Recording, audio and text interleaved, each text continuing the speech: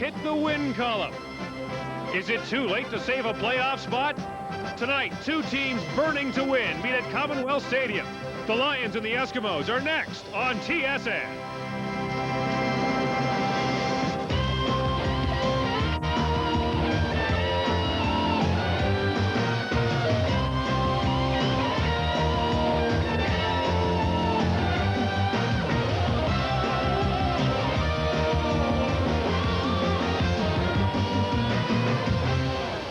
TSN presents the CFL Game of the Week. Tonight's game from Edmonton is brought to you by Pepsi. Gotta have it. It's the Lions in Tracy's Den. BC comes to Edmonton to face the red-hot Eskimos on a gorgeous day for football in north-central Alberta. The Lions and Eskimos tee up the second half of the season right here on TSN. Good evening, everyone, and welcome to Commonwealth Stadium in the CFL Game of the Week. I'm Gord Miller. Tonight, we may very well see a ground war. In the BC Lions, you've got John Volpe, a man on pace to score a record 24 touchdowns this season. On the Eskimos side of the ball, you got a team that loves to run it. In fact, they do it more often and better than any other team in the CFL. It's kind of a throwback, and it's pretty fun to watch. It should be tonight. For more on this evening's game, let's go now to the press box with John Wells and Leif Pedersen.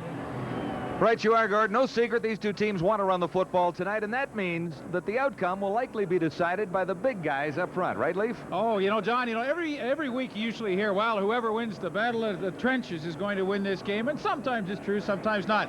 Tonight it is extremely meaningful because obviously both teams want to establish their running game and try and dominate the game by the run. So that means the big guys up front, whoever win the little individual battles, they will probably end up winning the big war. So in light of last week, what Edmonton did on the ground, BC is in tough because Edmonton's running game is pretty good. Excellent. 226 yards against the Calgary Stampeders last week.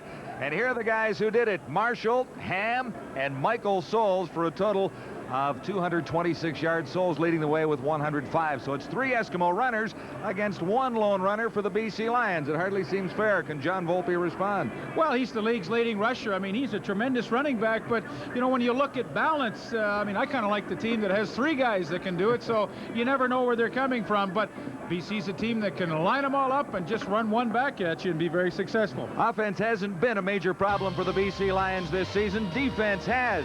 Now that they've got Barrett back and Ray Alexander, it could be a pretty good night as the Lions look for their second straight win. Week 10 in the CFL kicks off at Commonwealth in Edmonton. The Lions and the Eskimos remain at opposite ends of the standings in the CFL West. Ron Lancaster has the Eskimos in top spot, 7 wins in 9 games. Lions coach Bob Obilovich hopes for 2 straight to keep the Lions' playoff hopes alive, and we're ready to roar at Commonwealth tonight. There's Shirley Muldowney. I don't know if she's going around the track or not, Lee. Well, I think she'll be a little faster than the horse in Calgary if she does. Okay, ready to roar at Commonwealth as the BC Lions kick off.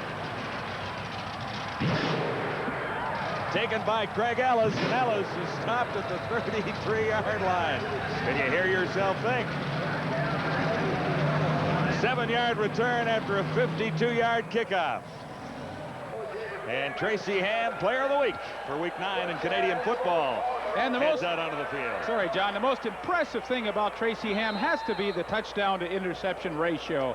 In a league where you throw the ball so many times and are so vulnerable to interceptions, Tracy Ham has just done a super job in not turning the ball over this year.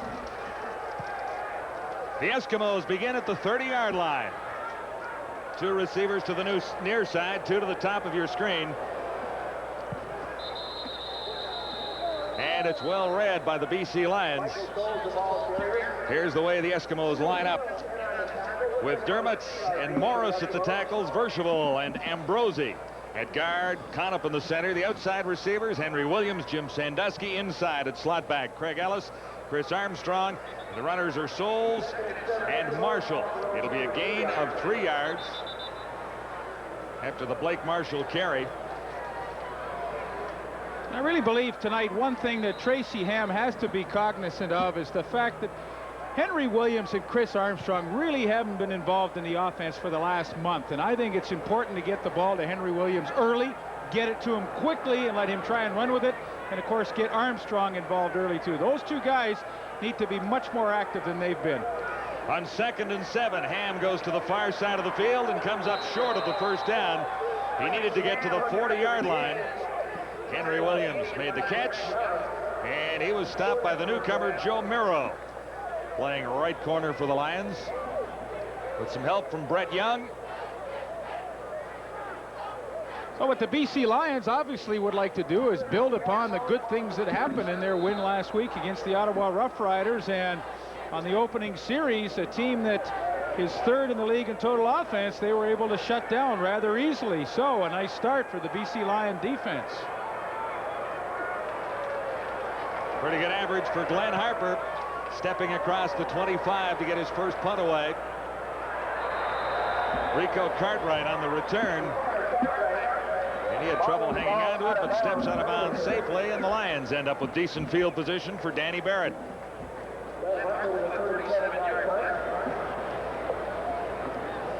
Second game back for Barrett, and he was great last week against the Ottawa Rough Riders. And those numbers you see are after 4 games. This is his 5th game of the season.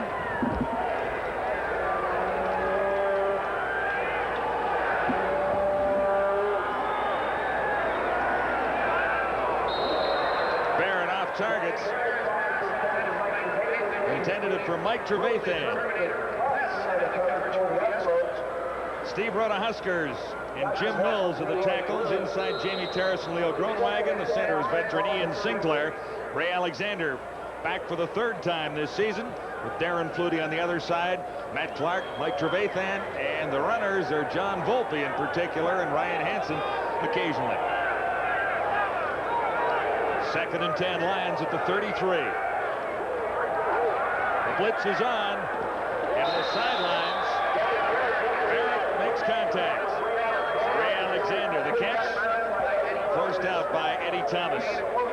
And Ray Alexander is the most important change that the Lions have been able to make. A good move that time on Eddie Thomas to the outside, but with his presence back in the lineup, that gives the receiving corps some balance, and the defense can't just overload to one side. A good job by the offensive line to pick up the blitz and give Danny Barrett the necessary time to throw. 1st and 10, and John Volpe has his first carry of the night. A couple of yards for Volpe, who leads the CFL in rushing. He was met by Dwayne Odom, number 36.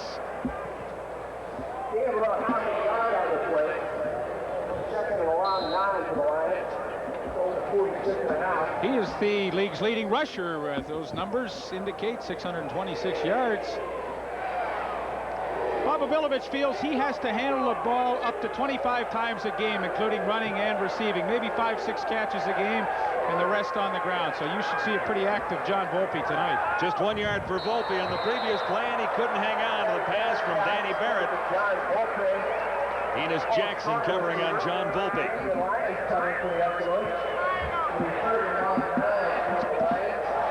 Early in the opening quarter at Commonwealth in Edmonton. No scores so far as Barrett takes the offense to the sidelines. And Lou Pasaglia prepares to punt for the first time tonight.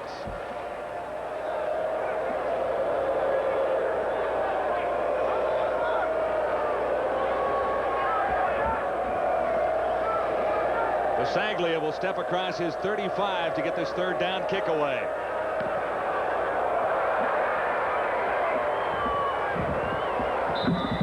And no play for Doug Parrish back at the Eskimo 25. A 38-yard punt for Lou Pasaglia. Eskimos 1st and 10 when we return to Commonwealth. Number 57, O.J. Brigance, had a great season last year for the BC Lions and leads again in tackles so far in 1992. And there's the way they line up defensively in British Columbia with Hill and Scribner on the outside. That's a move for Scribner, who played inside last week. Johnson and Poe. The linebackers, Wetmore, O.J. Brigance, and Canadian Doug Hocking.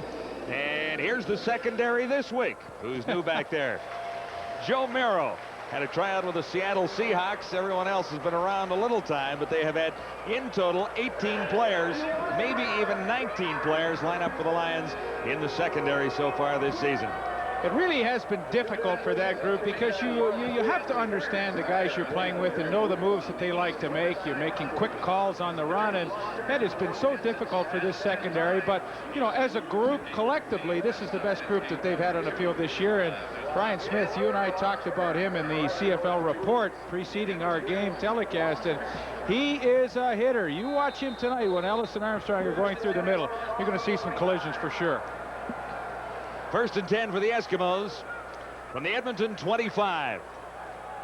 Michael Souls, number 32, got the call. Blake Marshall has been replaced by Chris Johnstone.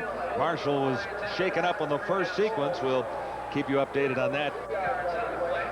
Souls had a great week last week against the Stampeders, 105 yards and 14 carries.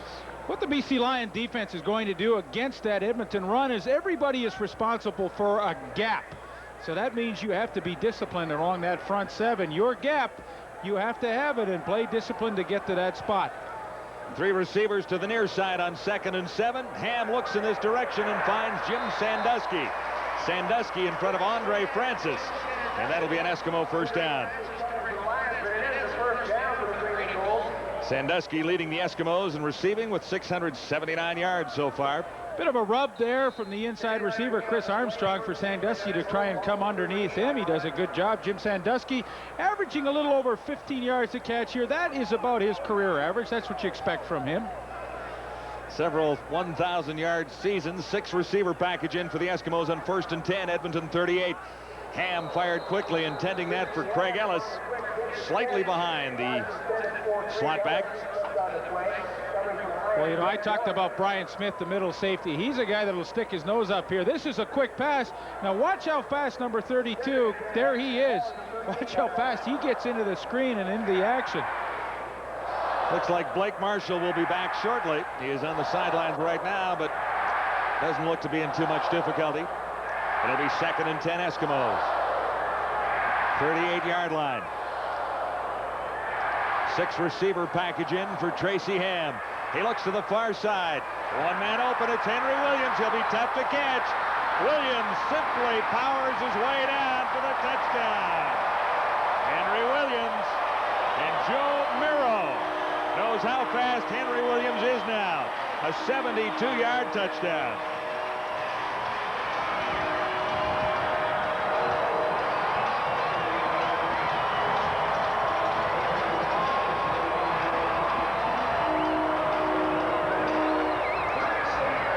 Joe Miro makes the cardinal mistake a rookie corner might do. Look, he gets caught to the inside, and with a receiver of Williams' speed, you have to force him back to the inside to get some help. There's no help when Williams breaks to the outside.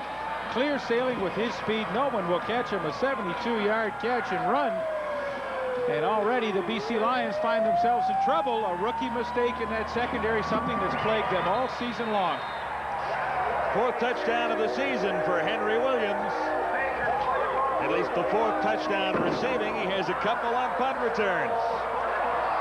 Well, it's interesting. In the opening series, I said Henry Williams had to be more involved in this offense. He has too much explosiveness not to get him the football. This is his 2nd reception, and this is a hook pattern. I mean, he's caught the ball about 15 yards downfield, but hey, watch what happens.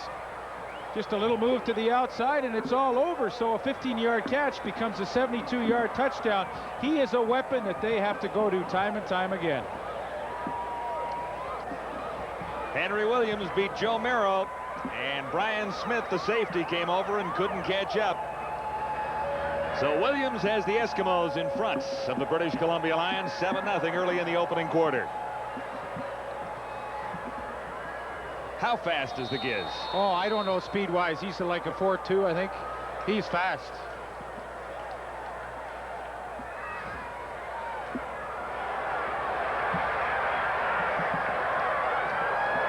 Out to the 35.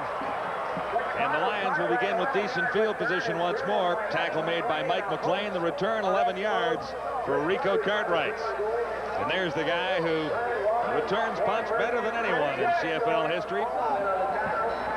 He has 12 CFL punt return records. A couple this season, a couple of punt return touchdowns. Most yards, 1440. Most TDs one game. Most TDs career. And most TDs in one season. Last year he had 5. And it was a tough welcome to Canadian football for Joe Miro out of LSU. John Volpe. He goes off tackle in the running. Tough against the Eskimos there with Willie Pless standing right in his way, number 39. Pretty no secret to what Edmonton will do on defense against the run. They know the BC Lions like to trap a lot, so the 3 front linemen, Goods, Davidson, and Lewis, they're going to also take gap controls. That means they go to an area, and then of course it's up to that tremendous linebacking core led by Willie Pless to make most of the tackles, as Pless did right there. And the secondary, well, Trent Brown, he'll play the middle safety. You won't see him in a lot of man-to-man coverage, but the other 4 are excellent. 2nd down and 8. Barrett has time. And he has Darren Flutie. Flutie gets to the 50-yard line. Inside Eskimo territory, and Enos Jackson over to make the tackle. Flutie's first catch of the night, and his 45th of the season. That for 23 yards. Boy, he and Jim Sandusky are so similar in their styles. They both average right at 15 yards a catch. They're technically so good. Darren Flutie with the hooks, the outs, the ins. He works a defensive back well, and you know, in 2nd and 8 situations, he's a guy you'd love to go to. This is 1st and 10, and John Volpe breaks it for a 1st down. Volpe inside the 35 and is forced out near the Eskimo 22. Finally pushed out by right cornerback Damian Lyons. 27 for Volpe. Here's how it looked. Jim Mills has been an all-Canadian tackle. Now they pull both Groenewegen and Mills. They come across. Watch the kick-out block that Jim Mills gets. I believe it's on Dwayne Odom, number 36. Oh, here it comes right there on Larry Ruck, and that springs John Volpe for the extra yardage into the secondary. But Jim Mills came a long way for a big man to make a key block. So the Lions are set up at the Eskimo 21 on 1st down. Barrett looks one way, goes the other, and Alexander can't bring it down.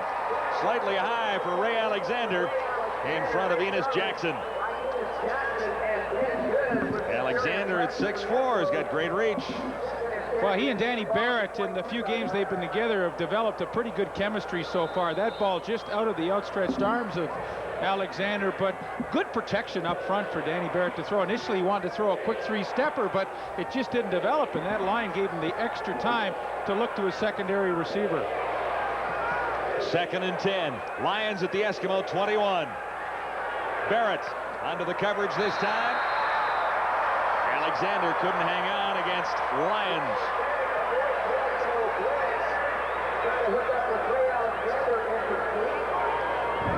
So after a couple of big plays, including a 27-yard run by John Volpe, the Lions will be forced to settle for 3.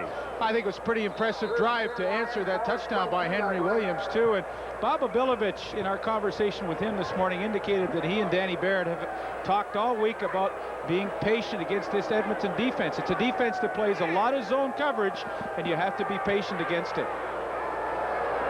Lou Pasaglia has his first points of the night. And his 9th field goal of the season. Pasaglia hitting around 60%. BC settles for 3.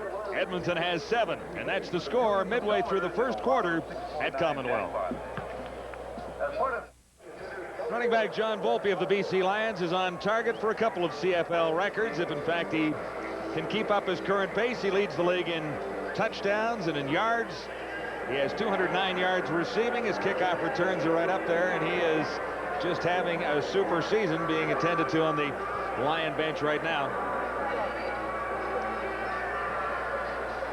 As we await the BC Lion kickoff with the Eskimos leading 7-3 first quarter at Commonwealth in Edmonton. Julio Caravana gets it down near the 22.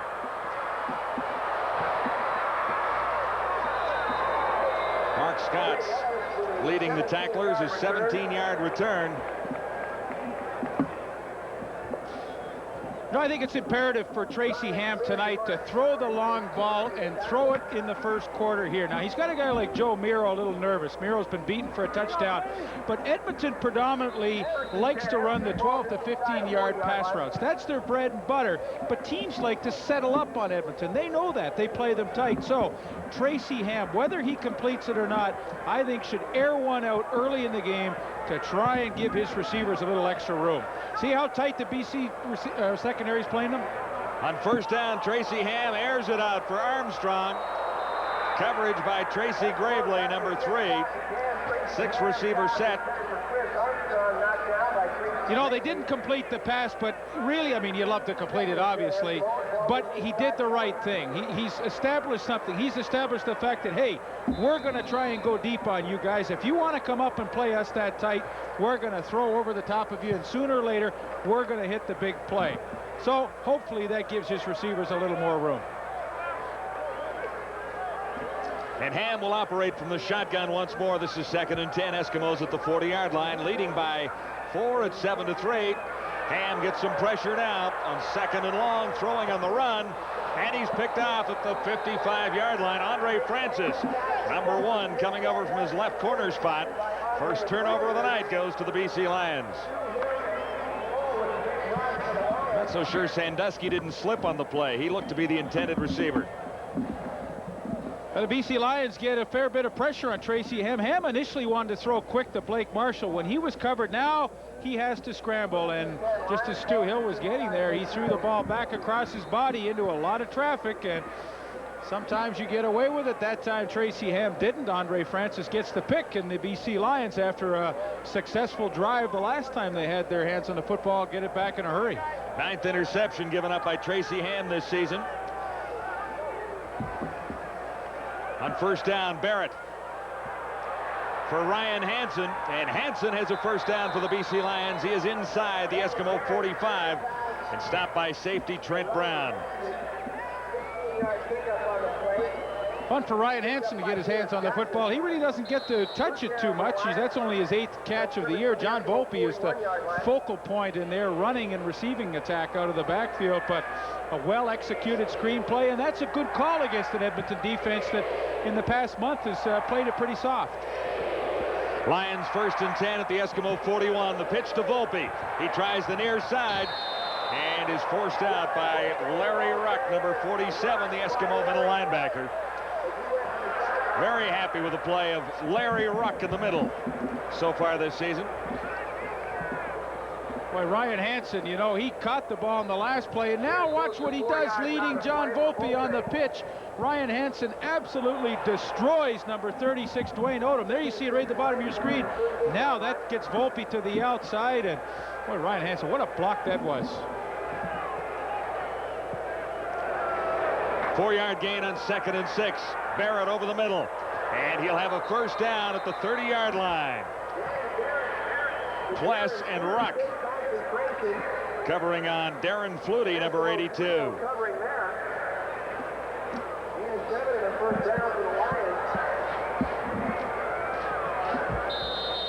Darren Flutie, the middle receiver in the trips package, and he just settles into an open area. Hey, there was really no room at all to get the ball in there, but Barrett had confidence that he's a good zone receiver, Flutie is. He can find the spot, stay there. Barrett just threw it to a spot, expecting Flutie to be there, and he was. 3 receivers to the far side of the field, and they hand off to John Volpe. Coming across behind the tackle, and Volpe grabs about 4 yards, met by Willie Pless, number 39. And you want to see the heart and soul of an Edmonton defense? Look at the numbers from last week against Calgary. Boy, those two fellows patrol the inside with tremendous authority. You know, Danny Bass retired. He had a tremendous career with Edmonton at linebacking corps, but Larry Ruck has come in and filled his spot unbelievably well this year. The gain for Volpe is spotted at 5, and this is 2nd down and 5 more to go as Volpe makes the catch, and there's a penalty marker down. Stephen Jordan was covering on John Volpe and had him surrounded almost immediately after he caught the ball.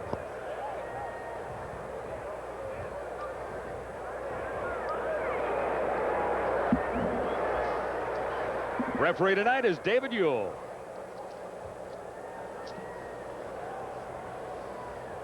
And the holding call goes against the British Columbia Lions. 3:17 to go in the opening quarter with the Eskimos in front. 7-3. So this will be 3rd and 5. So the Lions have had a couple of drives that have moved efficiently inside Eskimo territory and stalled rather quickly. Now, Saglia connected on the field goal last time. And the good news is, though, they get the turnover on the interception by Andre Francis, and now the offense has a chance to score points from that turnover. And Lou Pasaglia is 2 for 2.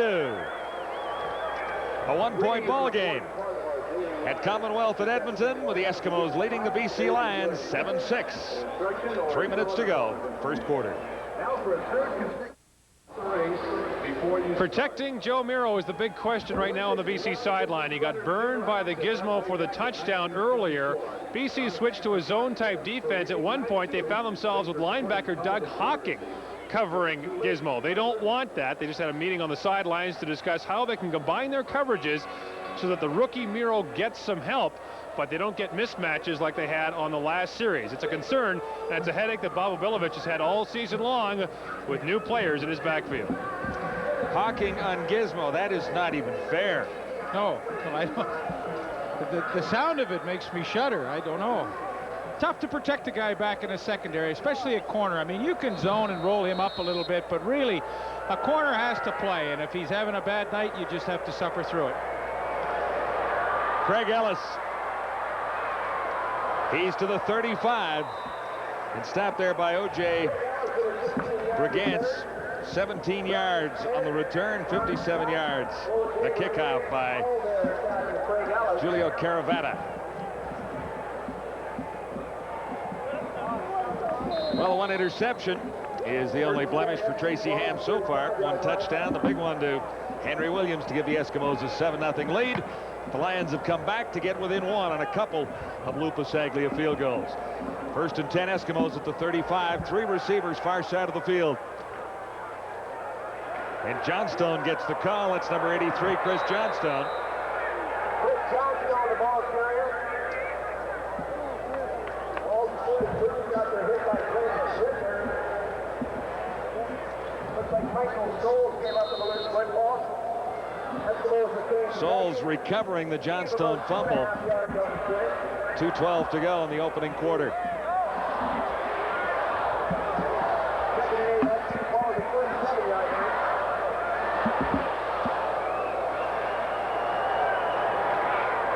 Tracy Ham comes to the near side for Michael Soles, and he stopped short of the first down. Good tackle by Doug Hocking, number 90. Hocking lines up at one of the linebacker spots for the Lions. Well, Doug Hocking will go to the wide side of the field. Paul Wetmore will go to the short side for the simple reason that Doug Hocking has more speed to cover to the field, and this is a perfect example of it. Soles has the ball quickly in the flat, but Doug Hocking, number 90, has the speed to get there and haul him down short of the first down. I mean, good strategy on the part of the Lions. They know the abilities of their players, and they're putting them in the right spots. The Eskimos go gambling on 3rd and 1. They'll have to get across the 45-yard line. Tracy Ham, good fake, and Ham squirts around the corner and gets the first down by himself. Penalty markers are down after the tackle. Brett Young leading the BC Lion tacklers, and we'll see what the infraction is.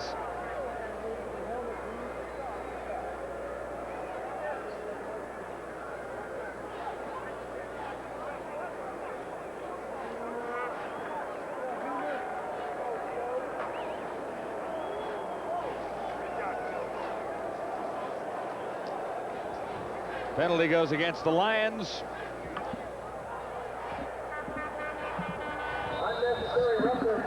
And it was piling on unnecessary roughness after the tackle was made on Tracy Ham.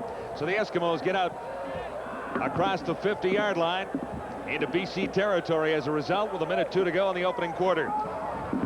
Ham handing off to Michael Soles. He'll have the first down, and yards to spare as Soles takes it all the way down to the BC Lion 30. Finally stopped by Brigance and Francis. 19 yards for Soles. Watch the huge hole. Watch Chris Morris to tackle. Pass block and sets. That brings everybody to the outside. He kicks out.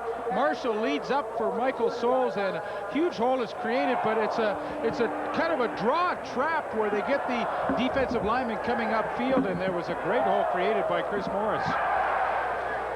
Eskimos are now 1st and 10 at the 30, and stopped short of the first down.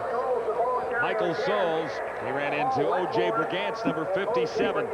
And really, O.J. Brigance is going to be the key to this defense tonight, and if they can control the running game of Edmonton, I don't think in their wildest dreams they can shut it down, but Brigance with his speed is going to have to really patrol from tackle to tackle, and if BC's defense is going to have a good night, I'd say O.J. Brigance has to have at least 12 tackles. Michael Souls lost a yard in the previous play. This will be 2nd and 11. The Eskimos now move back to the BC 31. Ham just gets it away, looking deep. And no catch. Sandusky on the far side with coverage by Joe Miro, number 18. And don't think that Tracy Ham's not going into Joe Miro's area. Really, Sandusky was in behind him, and it was a poor throw, or Miro was once again in huge trouble. 3rd down, the Eskimos likely looking for a field goal. When we return, the first quarter is over with Edmonton up by 1.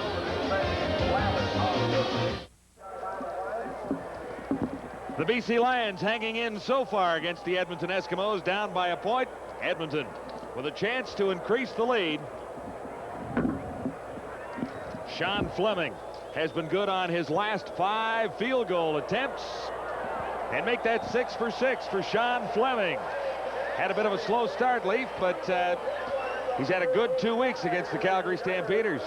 You know, we talked to Ron Lancaster throughout the course of the season so far, and of course, were you worried about Sean Fleming? And at one point, I think he was really concerned about their field goal production, and after he kicked 5 in a row, we said to Ronnie this morning, are things a little better? Are you a little more relaxed with Sean Fleming? He says, no, I will not be relaxed with our kicking game until the end of the year. And I think that's true with a young kicker. He has to prove himself and establish that he can be consistent over a whole season's basis.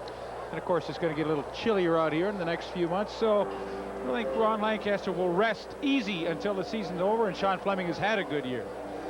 Always nice to be at Commonwealth Stadium, and so nicely welcomed as we get the second quarter underway with the Edmonton Eskimos leading the BC Lions 10-6 now. Sean Fleming adding to the Eskimo point total with a 38-yard field goal. The ensuing kickoff now taken at the 15-yard line. This is Rico Cartwright, and Cartwright gets out near the 45, but there's a penalty marker down. Damian Lyons leading the Eskimo tacklers.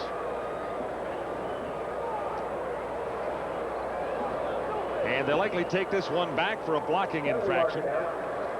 Lions have had a little tough luck on that. Holding against the BC Lions being indicated by referee Dave Ewell. So it turned out to be a pretty good run for Rico Cartwright. Doesn't turn out quite that way as they take it back to the 15.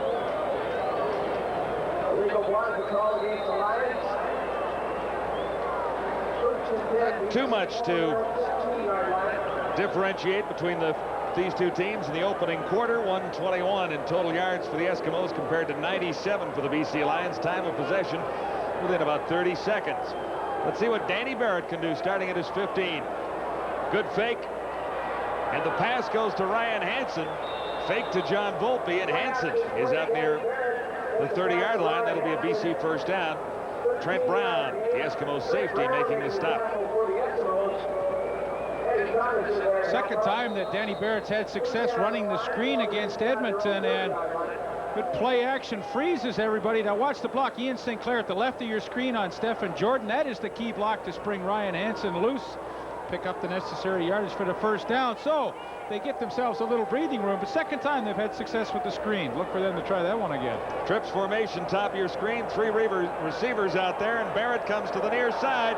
He has his man, and that'll be a first down as Alexander makes the catch and rolls to the 45, stopped by Trent Brown.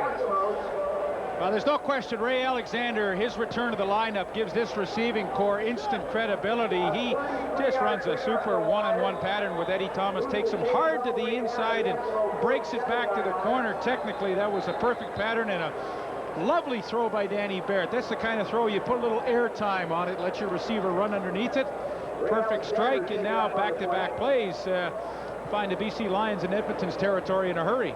You can see why they're happy to have Ray Alexander back in the lineup with 1,200 yards on average over the last couple of years. 33 yards picked up there. And his forte really is that he is a big play receivers. I mean, there's a lot of guys that catch their 6-7 balls a game, but when it gets critical late in a game, more often than not, Ray Alexander is the receiver that will make the big play for you. I know last year with Doug Flutie, it seemed like it was Alexander game after game, and right there, I mean, that's a big play now. They're 4 points behind. It's a 33-yard catch, and now they're in legitimate scoring territory. Alexander, second leading receiver in Canadian football last season, playing his third game this year because of injuries at the start of the season. Well, he came to training camp, and he just was not healthy, did not pass the medical, so he rehabilitated. They finally were able to bring him back, and of course, nobody happier than Bob Abilovich with a struggling offense. You need a big play guy. They were not an offense that could score a lot of points before the return of Ray Alexander. Now they're an offense that I think legitimately can score 30 points a game. Let's see what Barrett can do here. He's set up pretty nicely right now, just outside the Eskimo 45-yard line at the 47. On first down, quick pitch to John Volpe. And Volpe grabs a couple. He got across the 45, and guess who was there? 39, Willie Pless.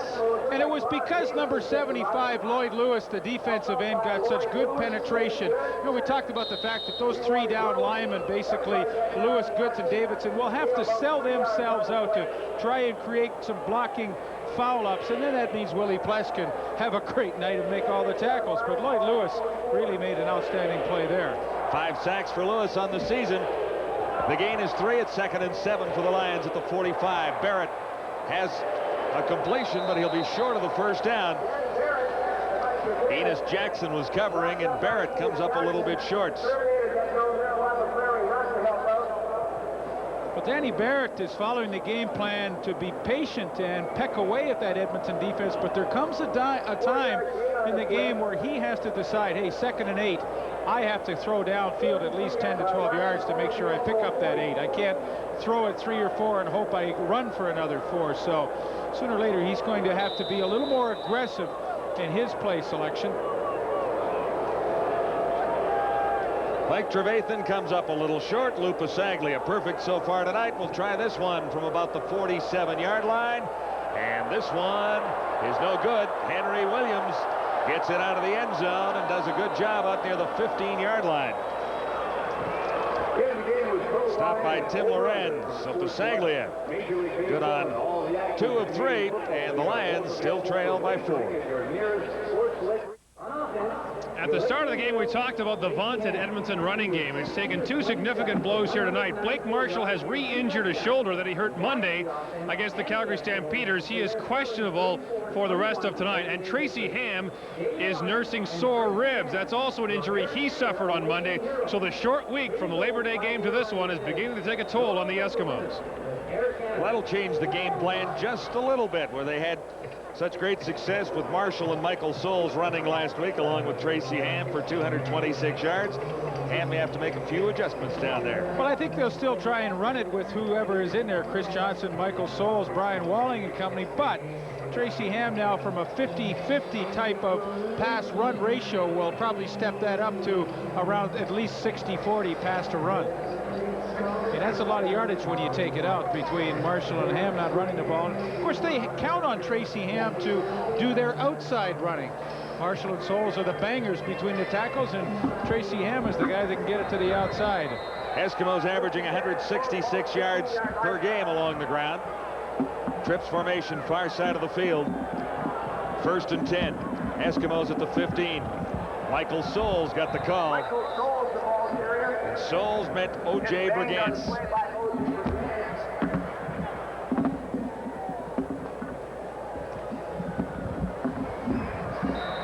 Michael Souls in his 4th year from McGill. completes the Eskimo All-Canadian backfield. What a great rushing average he has. 7 yards a carry in Canadian football, and he doesn't fumble. Yeah, I was just going to say, college. I don't want to jinx him, but he is a guy that knows how to hang on to the football. Gain is 3. This is 2nd and 7. Ham comes to the near side, and the catch is made, but out of bounds. Armstrong, covered by Miro. I give Joe Miro credit. He did a really nice job on Chris Armstrong. Armstrong with a pretty good pattern, working back on an angle towards the sidelines, but Joe Miro was right there, and Tracy Ham knew it, so he had to throw that ball a little farther to the outside than he wanted to. Consequently, Armstrong out of bounds, and the BC Lions, I think, have had an excellent first half on defense so far. They've given up 10 points, but they've done a pretty good job, better than they have in the past. Eskimos lead it by 4. It's 10-6. Edmonton in a punting situation as Harper stands back near his 5-yard line. This one is blocked. Loose ball. And the BC Lions should likely get possession. Spencer McLennan got through to block the punt from Glenn Harper. We talk about a team that's struggling and the types of plays that will give them a huge lift. This is it. Block punt. Nothing like it to pick up a team, and of course for the Edmonton Eskimos it's pretty deflating, but Spencer McLennan with a tremendously good effort from the outside to come in. He gets the block, out of bounds, 2nd turnover. Off a line and out of bounds, and here it is again. Harper tried to get it away. Spencer McLennan was there, and the BC Lions have a first down inside the Eskimo 20 at the 19. The pitch to Volpe. He can throw off this and looks to the end zone. Volpe. Not quite. Intended it for Ray Alexander. And Enos Jackson batted it away. Oh, I like the call. It wasn't the prettiest play you're ever going to see, but the element of surprise was sure. They're trying to quickly take advantage of the turnover, block punt, and John Volpe, I think Ray Alexander did a good job to make sure nobody else caught that ball. 2nd and 10. Lions trailing by 4 at the Eskimo 19.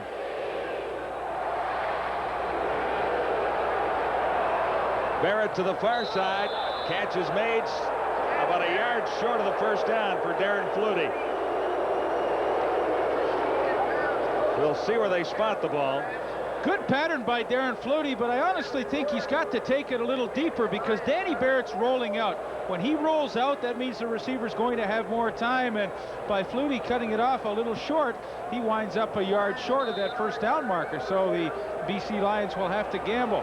Anytime quarterbacks roll or sprint out as a receiver, you have a little extra time to work that defensive back a little deeper than normal. Hey, even the good ones make the little mistakes every once in a while. It's a long yard, almost 2. But the Lions go gambling. Barrett stumbles. He'll have to find a receiver now. Missed on the touchdown toss to John Volpe.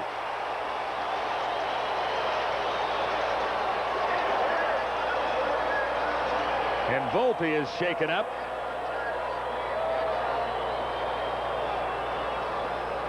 Pretty wild call on 3rd and 1. Volpe was open. I mean, Danny Barrett in a desperation move tried to hit him in the end zone. Difficult to see how Volpe got hurt here at the end of this play, but I don't know. Pretty gutsy call from Bob Obilovich. If it was his call, he's not normally like that. More on the conservative side of things, but that, of course, will count as a turnover for the BC Lions. So what was a glorious opportunity for them falls by the wayside. Volpe just winded. It'll be first down for the Eskimos as Ham goes over the middle and has his man at the 31-yard line. Miro was there to make the tackle with Smith. Craig Ellis has the football for the Eskimos. Big play for Tracy Ham, covers 24 yards to Craig Ellis. Well, Craig Ellis will probably see a few more balls now that the Edmonton Eskimos running game has been depleted with the lack of Blake Marshall. That's good news for Craig. It doesn't look as though Blake Marshall will be back in this football evening. So Michael Soles will carry the bulk of the running game, and got a call there, met by Keith Poe. Number 32, Michael Souls, out of McGill, where he was the all-time rushing leader at the university. 4th season in the Canadian Football League. The gain that time, 1 yard. It is 2nd and 9. Eskimos.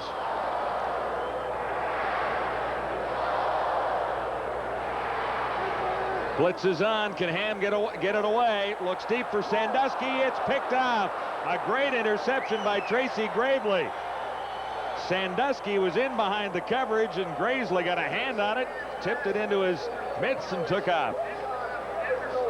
Well, that really was a tremendous play by Tracy Gravely. Sandusky was in behind it. It looked as though Gravely was beaten cleanly, but watch the acceleration just at the end of this play, and the long arm. He must have 35-inch sleeve length, because that's a long arm that just reached out and scooped it and made a one-handed catch. And the BC Lions are sure dominating in the turnover department. That's the 3rd one they've created tonight. 2nd interception.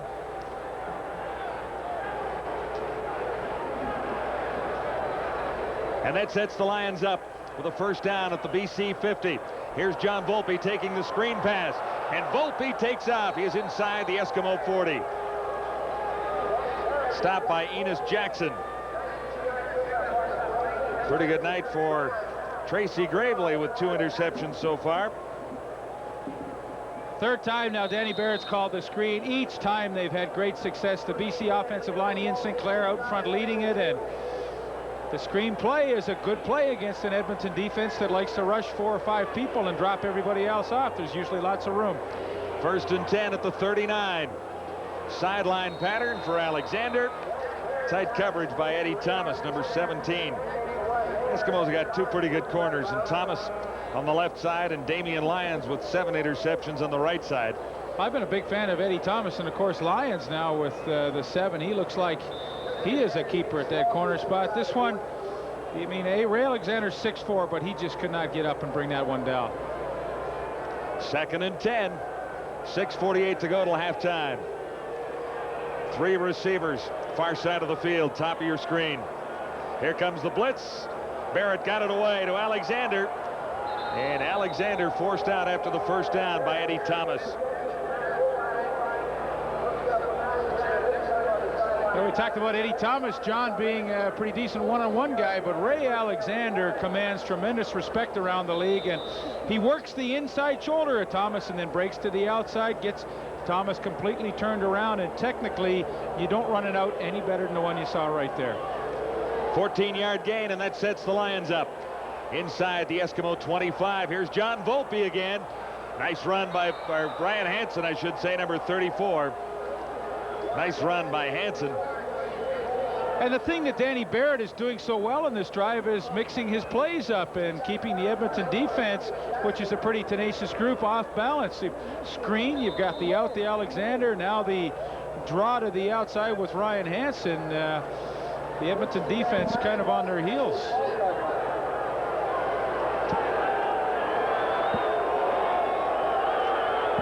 Inside the 15.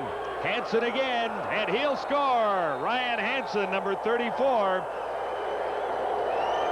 And that's his 1st touchdown of the season. So the BC Lions have taken advantage of the interception by Tracy Gravely and marched efficiently to the Eskimo end zone. And now, is this the same BC team as we saw a few weeks ago? No, Oh my. it's not. What a difference. The intensity level is at a real high for them. Their blocking schemes are crisp. They're running the ball well. I mean, this does not look like a team that has only won 1 game this year.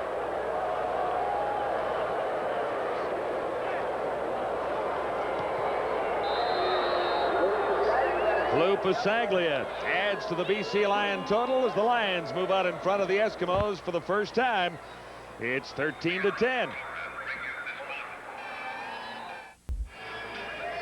John, you and I talked in the opening that really the battle of the trenches might decide this game, and clearly the BC Lions are dominating in this department. Watch Jim Mills here on Benny Goods.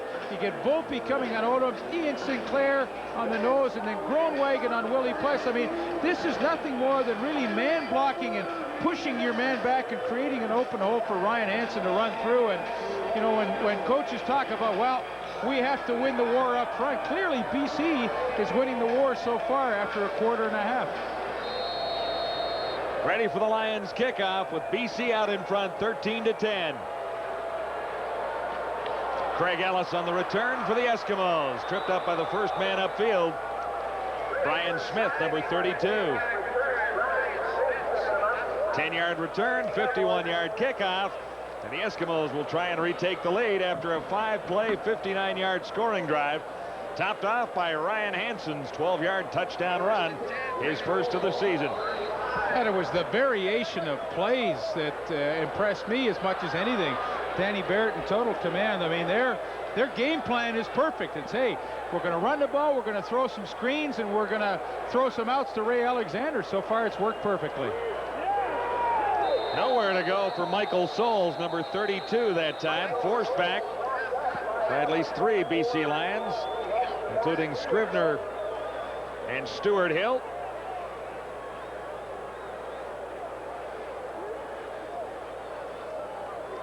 A couple of sacks for Stu Hill against Ottawa last week, 7 on the season.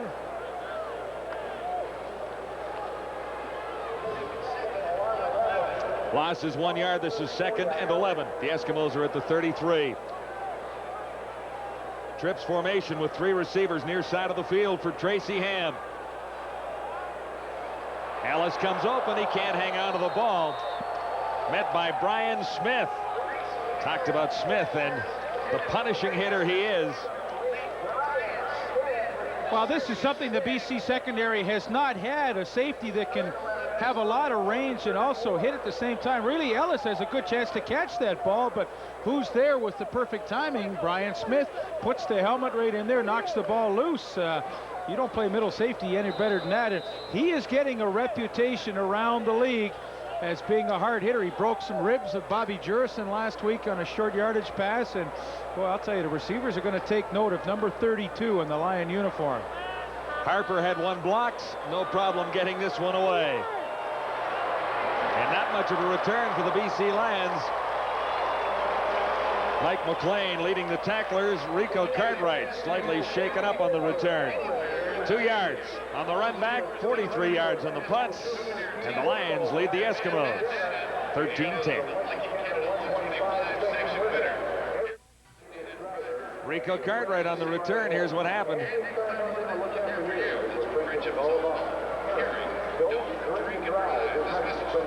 There's Dwayne Odom coming in, and really that got the hand up in the face mask. There was no penalty, though. Should have been. And he reached for it, let go quickly, but obviously got away with that one. Rico seems to be okay. Gord. But guys, the Edmonton Eskimo defense just got a tongue lashing on the bench from defensive assistant coach Mike Nelson, who told them that's as badly as they've played all year long. He said they were not playing the run the way they were supposed to. What they're supposed to do is drive the running backs towards Willie Pless and Larry Ruck. They haven't been doing that. He says you've got to have pride against a team like this, because right now, these are his words, they're stuffing it down your throat. Well, and that's a direct quote. Yes, and the biggest problem that I can see from my perspective is they are just not aggressive tonight. They are playing very passively on defense. Usually they're a group that really does some hard hitting, and you hear the helmet popping all the way up here. Tonight, that just has not been the case. First down, BC. Barrett rolled out and had Ryan Hansen open. Hansen couldn't make the catch. Danny Barrett will come back to that play again. Maybe not the next one, or not for a few series, but that play with the play action, sneaking Hansen out in the flat, was absolutely wide open, and he will file that one away in the memory bank. It'll be 2nd and 10. Lions at the 36, leading the Eskimos 13-10 with 4:14 to go till halftime. 3 receivers near side. Barrett comes back this way. and has a connection with Matt Clark. He'll be short of the first down. Willie Pless in on the tackle again. 79 catches, 1,530 yards for Matt Clark in his rookie year. Off to a tough start this year. The last few weeks has been playing better, but you know, I think the defensive backs and the defensive coordinators around the league certainly have a better idea of the abilities of Matt Clark, and they have been defensing him a little better this year. Lions go gambling on 3rd and 1. They'll have to get across the 45-yard line for the first down. Barrett keeps himself, and it'll be close. This is really close. Well, you see the value of an offense with a Blake Marshall or somebody like that in it when you're 3rd and 1. I mean, it's almost guaranteed. For BC tonight, it's been an adventure. Barrett went looking for a first down on 3rd and a long yard. We'll see if he got it right about now. Any portion of the football, and made it by 6-8 inches, Leaf. Wasn't even close. Could have been costly. 3:21 to go till halftime. Lions in front. The drive continues. BC leading by 3. On the front running Edmonton Eskimos. Lions from the 46. Barrett handing out to John Volpe. Volpe, a good move to grab a couple of yards. Stopped by Enos Jackson and Stephen Jordan. Looked to be stopped behind the line, but he squirted through for a couple.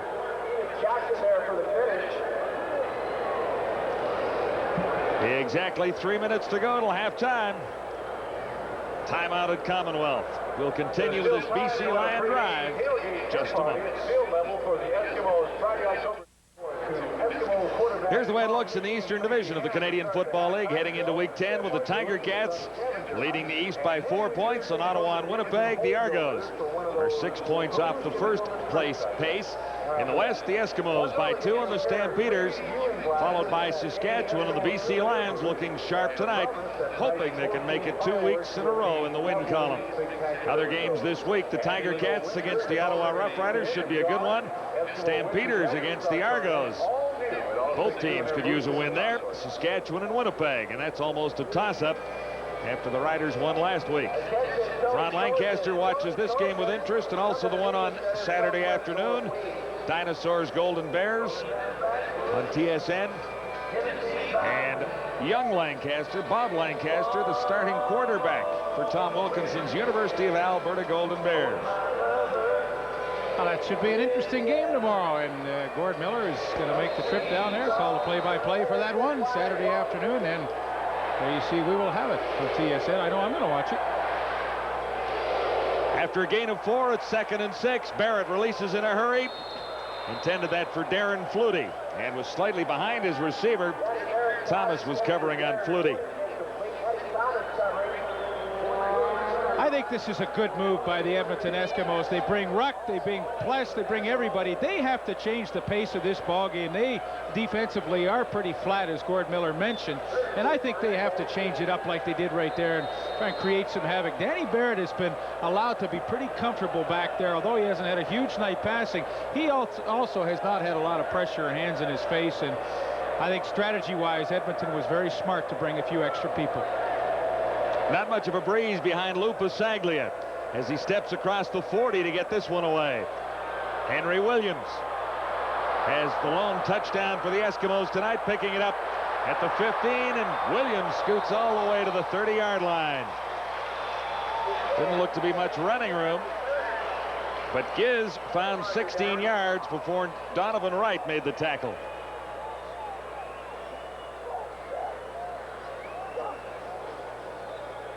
There's a penalty marker down, and face masking could be the call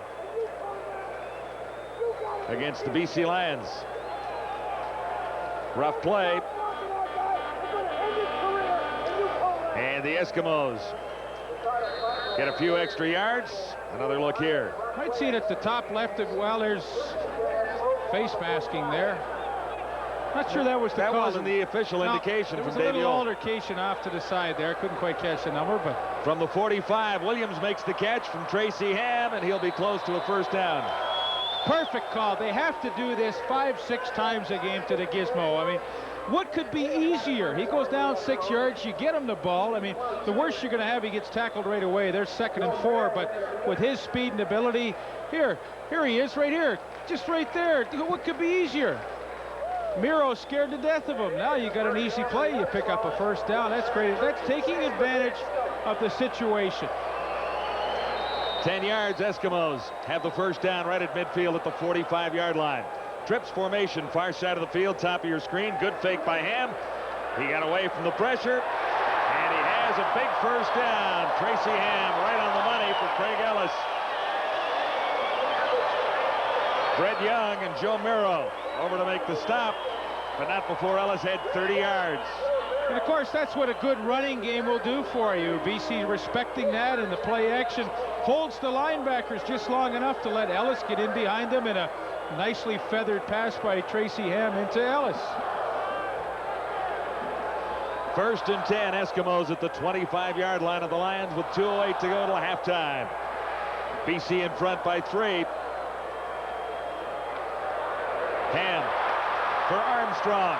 Another 1st down as Armstrong squirts away from one tackler. Gravely finally slowed him down with some help from Brian Smith.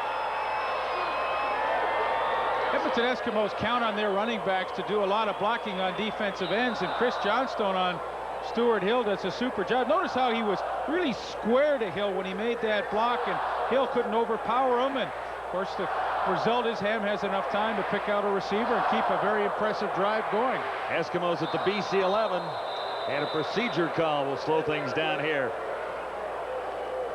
It's 1st and 10, Edmonton at the BC 11-yard line. Lions 13, Eskimos 10.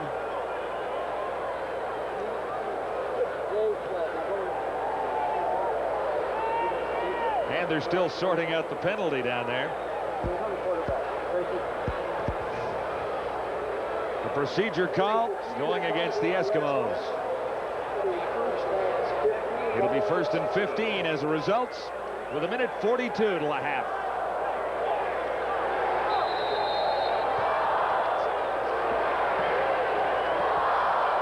Three receivers far side of the field.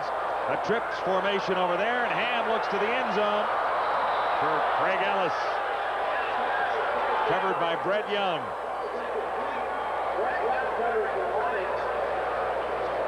See Ellis looking up to the scoreboard here. I mean, he wants to see how close he was to that, making that catch. They had a right pattern called. Brett Young working on him. Now Ellis has a lot of room to the corner to run underneath that thing, but the ball just a little too far.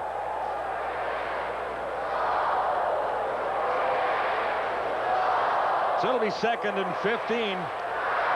Eskimos back to the Lions' 16-yard line. One more crack at the touchdown for Ham here. And the blitz will be on. Ham got away from a little, but not all, of the BC Lion pressure. Now the blitz was on, and all 3 linebackers were coming. Everybody, when the BC Lions were backed up on their deep in their own territory, they decided they have to try and force the issue a little bit, and they were successful in doing so. Doug Hocking finally coming up with the tackle. I don't think it goes as a sack, but nevertheless, Tracy Ham, when he's running, is so dangerous. I think Hocking should be very pleased he was able to drag him down from behind and allow Sean Fleming to come into the game. Hocking had a big week last week against Ottawa with 5 tackles, and actually that's what won him a starting job tonight. Fleming is in. 1 for 1 tonight. Make that 2 for 2. And Sean Fleming has connected on his last 7 field goals. Going back through 3 games, he also has the Eskimos into a tie with the BC Lions, approaching halftime at Commonwealth.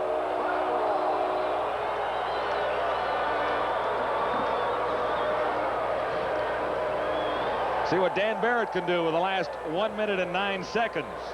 Well, if I'm Dan Barrett, I say I'd like to go into the locker room with the lead. I got 1 minute and 9 to go, and tie ball game. I don't have that far to go to try and get Lou Pasaglia in the field goal range.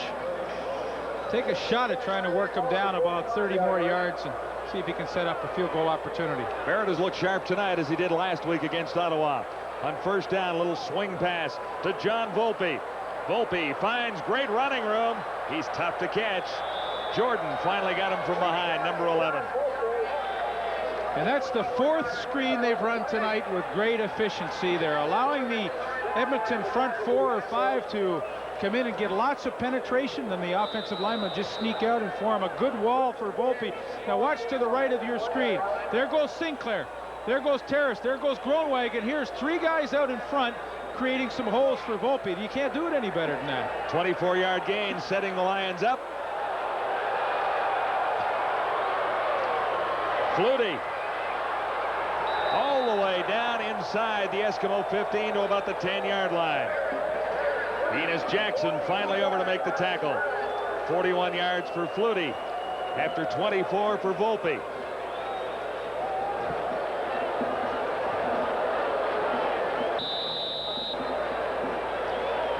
Pretty heads up by play by Flutie. He realized he wasn't touched, able to get up and go for a few more.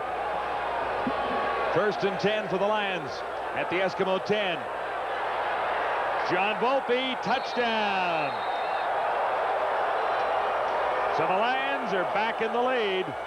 3 plays and they hit the end zone.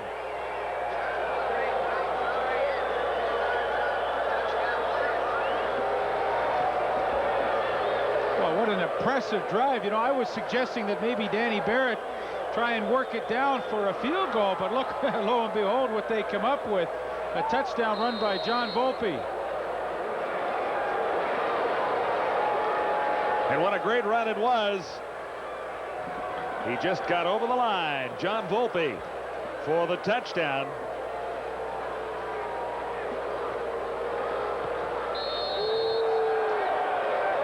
And the BC Lions, with 23 seconds to play till halftime, lead the Edmonton Eskimos by 7 at 20-13. Boy, you're going to get a great look at a block by Ryan Hansen. Here's Ryan Hansen. Here's Willie Pless right here. Now, watch Hansen right up through the hole. Sorry, we burned it. We couldn't show it to you, but trust me, Ryan Hansen threw a tremendous block on Willie Pless to spring his buddy John Volpe into the end zone for the touchdown. And all right, let's give it one more shot here, because this is worth taking a look at. First of all, Ian Sinclair, he's going to work Rob Davidson that way. Here comes old Ryan Hansen right up the hole. Who does he meet? Willie Pless. Hey, John Volpe's got a touchdown. I mean, this is the way you draw it up on the blackboard, and boom. You can't do it any better. Block on Larry Ruck, and then John Volpe has to fight for the extra 3 yards to get into the end zone. And what a pretty drive to close out the last few seconds in this first half. Volpe's 13th touchdown of the season, his 11th along the ground. Yeah, that was too good to not try and show again. That was a great run.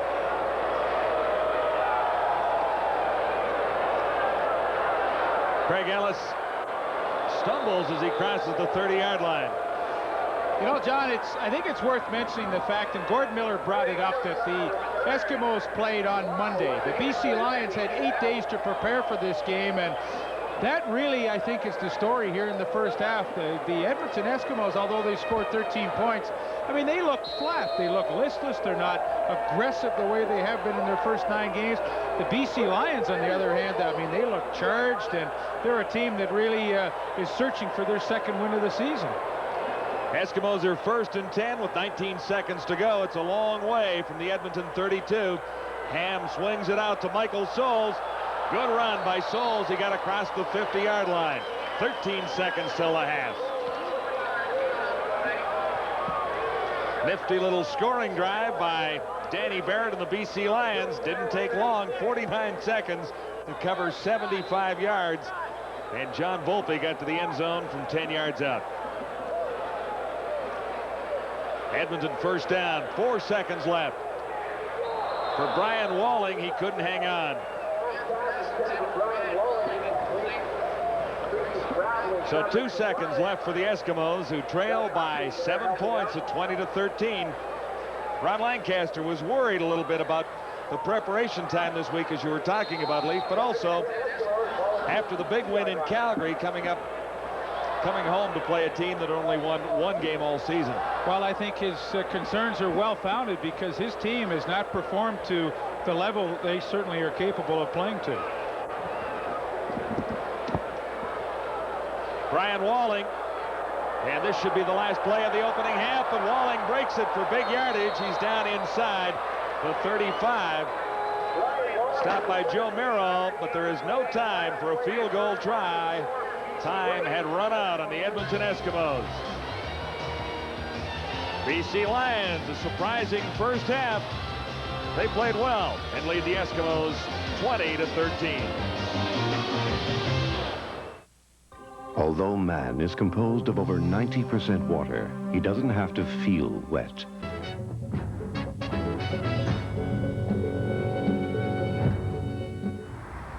Yes, yes, yes, and welcome to our new show, The Toe.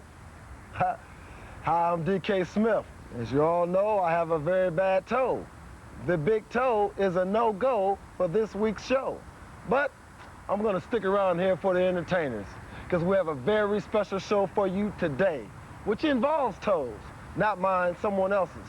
We have Troy Westwood, a kicker from the Winnipeg Blue Bombers, going against our very own Mr. Leaf Patterson. Leaf, counting on you, buddy. Come up big for us. But first of all, we've been away for quite some time, and you all may have forgotten the rules. So here they are once more. We have two contestants. Each contestant will have 30 seconds to a minute to display their special talent. And we will have you, the fans, have an opportunity to decide our winner by phoning in your votes.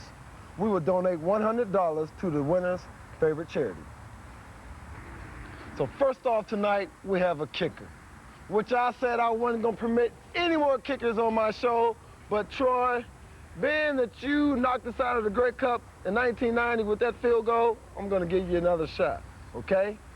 So we have Troy Westwood taking care of business.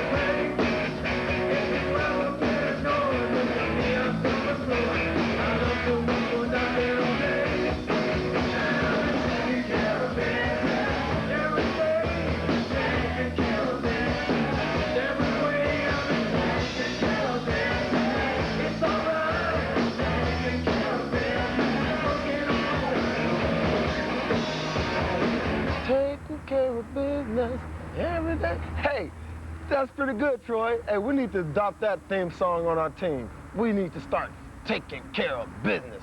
But that's a whole nother subject. But now, we have one of our very own, Mr. Leaf Patterson. He's gonna try and swoon you with his own rendition of You Lost That Love and Feeling. Take it away, Leaf. You'll never close your eyes anymore when I kiss your lips,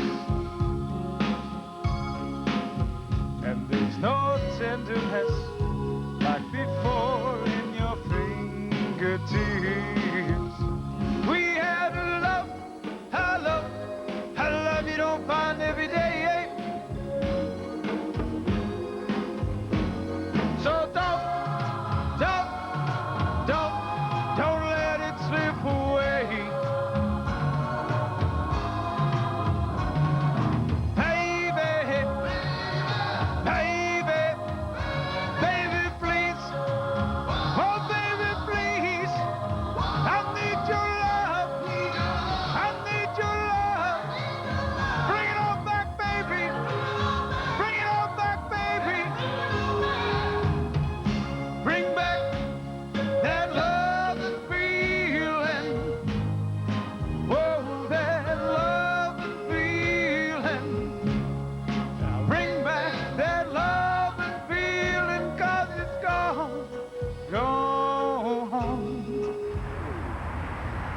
Woo!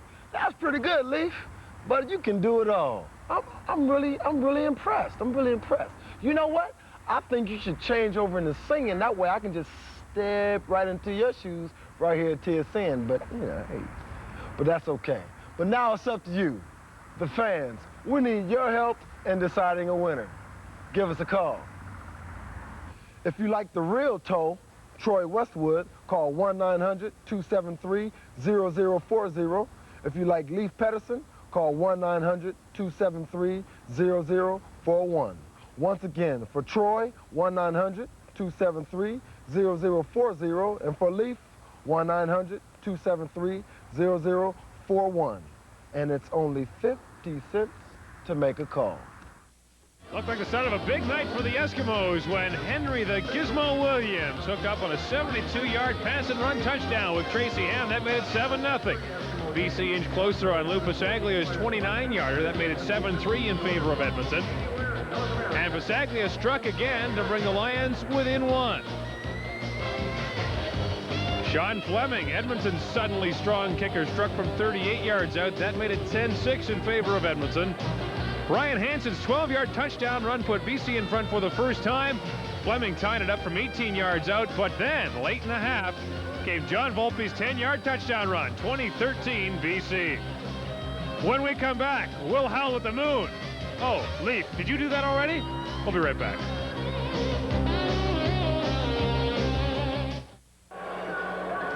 Welcome back to Commonwealth in Edmonton, where the BC Lions lead the Eskimos by 7 as we get set to begin the second half.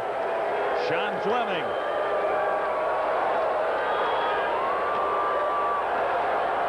Good return set up by the Lions. That's Rico Cartwright. And the Lions will have good field position. Willie Pless leading the Eskimo tacklers again. 16-yard return. Halftime numbers with the BC Lions in front of the Eskimos, 225 to 190. In passing yards, 308 to 250. And the turnover story, a big part of the game. The Eskimos have turned it over 3 times. Of course, the one BC Lion turnover was a third down gamble deep in Edmonton territory that failed. So pretty much a typical game for Danny Barrett. He's a quarterback that simply doesn't beat himself. Very well executed first half for him. Barrett rolling to his right on 1st and 10. As a target, who's short of the first down as Trevathan makes the catch in front of Enos Jackson, number 29.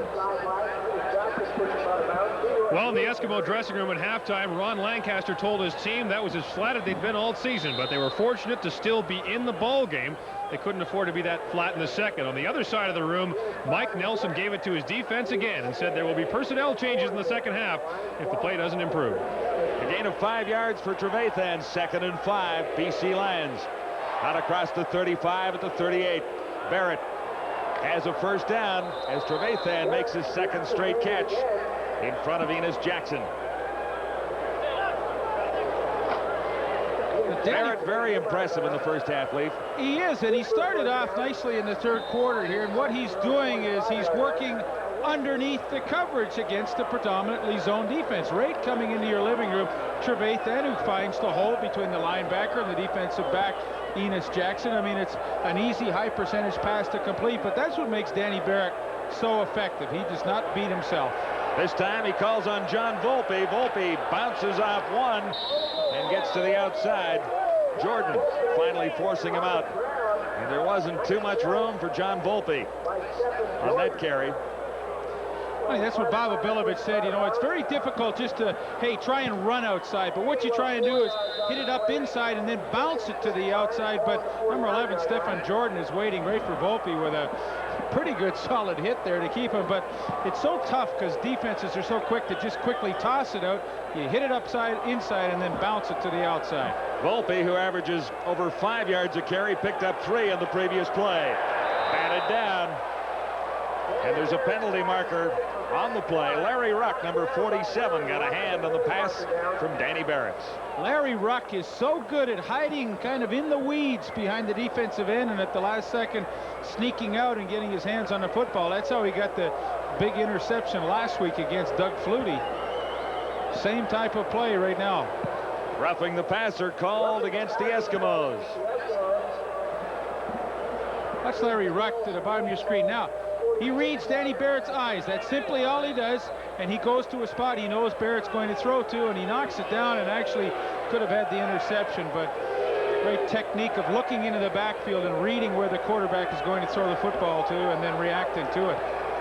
Lions well set up after the penalty. Volpe slips as he tries to turn the corner. Ruck was there to pin him. Number 47. Gain is less than a yard. Early in the third quarter, BC Lions in front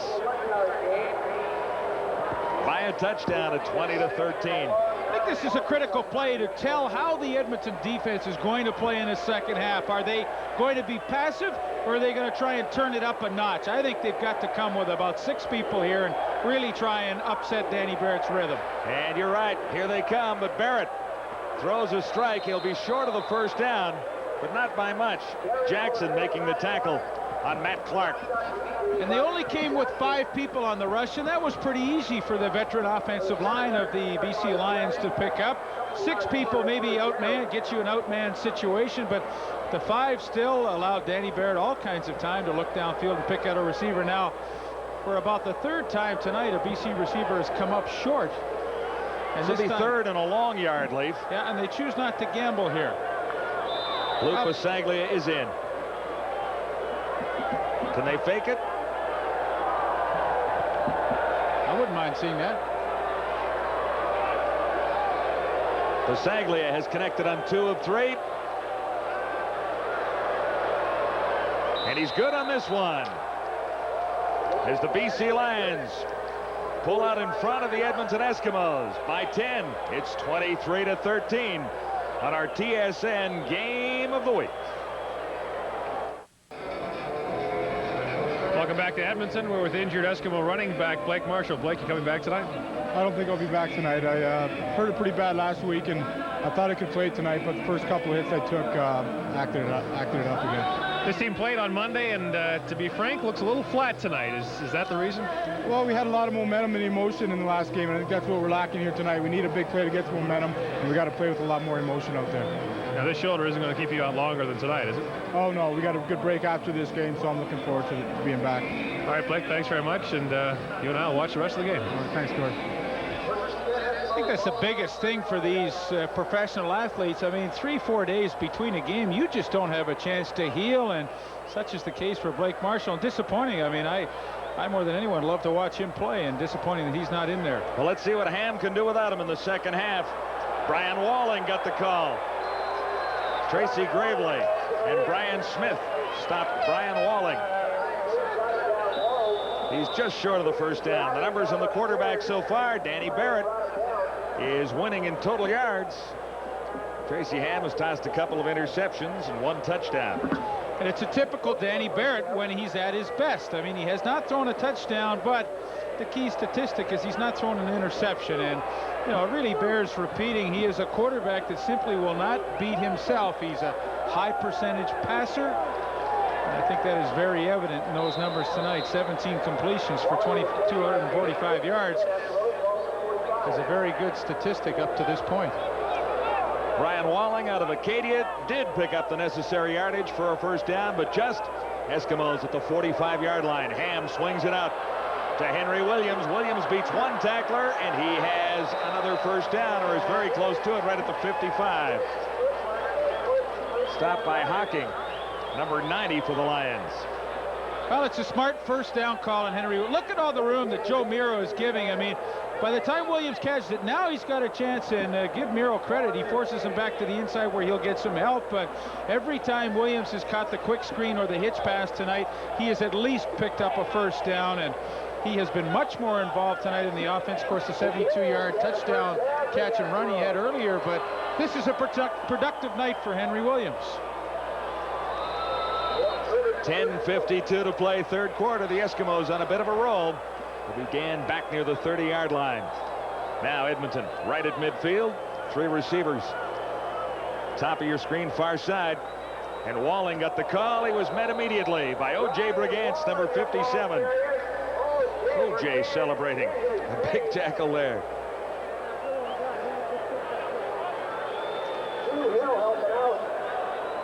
23-13. Well, we talked about O.J. Brigance and the role he would play tonight if BC Lions would win. They said the front guys would take the gaps away, and that means the opportunities for the linebackers are there to make some tremendous hits. And O.J. Brigance, to the off-tackle play, he was there with a vengeance. He created a loss of 2 yards. 2nd and 12, and Ham throws under the coverage. Souls made the catch, but couldn't get the first down. Brett Young was there along with Doug Hocking. Lions defense is looking sharper tonight too, Leaf.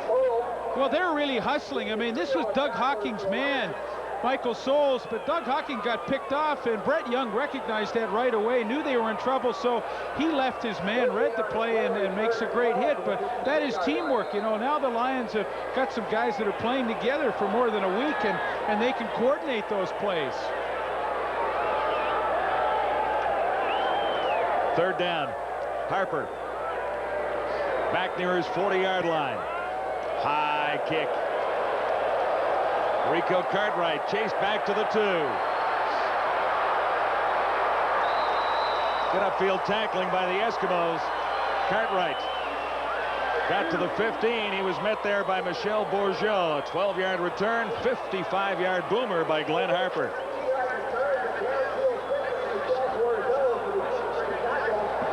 I think what Blake Marshall said in his interview with Gord Miller was very apropos to the Edmonton situation. We need something good to happen to us, a good play, whether it be on special teams or possibly on defense right here. They've got BC backed up at their own 15-yard line, and, you know, I keep waiting for Edmonton to take a bit of a gamble on defense, and I think it's time. There it is. That was it. Yeah. He just shot Larry Ruck on Ryan Hansen. He shot the gap on the blitz, and he hit the play right on the head. Now, that's the kind of a physical play that can get a team charged up a little bit. There you see Larry Ruck come through the gap between the guard and the tackle, and boom. That's a pretty good hit on Ryan Hansen. For a loss of a couple.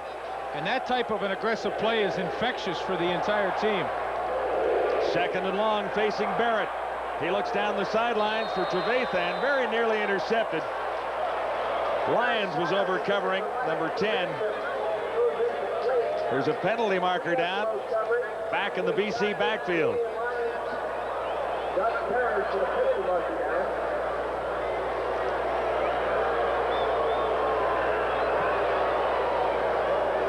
The Eskimos were a little too aggressive there. It's interesting. One of the things Ron Lancaster said when we talked to him about Danny Barrett was the fact that Ronnie said, hey, he is as tough a quarterback as there is, so what we have to do is hit him time and time again, try and wear him out. But what they're doing is they're hitting him a little late, and those are costly penalties. Rough play call sets the Lions up out across the 25 at the 27. Volpe fumbles the ball. The Eskimos will recover. Big turnover going against the BC Lions. Enos Jackson came up with a football. Make that Willie Pless, number 39. Here's Larry Ruck at the top. I really think Ryan Hansen misses the block. Ruck gets in and creates the play that, of course, everybody on Edmonton was waiting for. Something good to happen. Here it was. The ball comes loose, and is it Willie Pless with the fumble? Yes, Willie Pless with the fumble recovery. So as we talked about, something good needed to happen, and probably by the defense, and that occurred with the heads-up play by Larry Ruck. And look where the Eskimos are at the BC 12-yard line. The blitz was on. Touchdown toss. Yes. Chris Johnston. Chris Armstrong, I should say, in front of Tracy Gravely.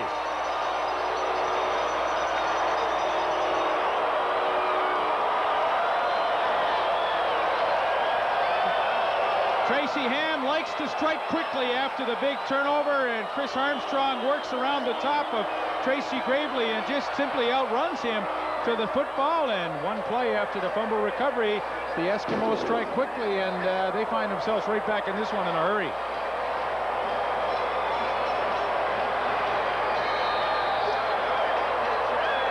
Back to a 3-point difference. Chris Armstrong, 6th touchdown this season. And the Eskimos are right back in this, trailing 23-20. 12-yard touchdown to Chris Armstrong. His 6th of the season. Here's how it looked to leap. Yeah, I'm going to show you what Tracy Ham, watch what he does. Here's Brian Smith in the middle. Ham is looking that way all the way. That forces Smith here and gives Chris Armstrong a lot more room in the middle. Tracy Ham, that's a trick a quarterback can do to give his receiver just that little much, just that bigger area to work into. You see Brian Smith not even involved in the play, and he's the middle safety.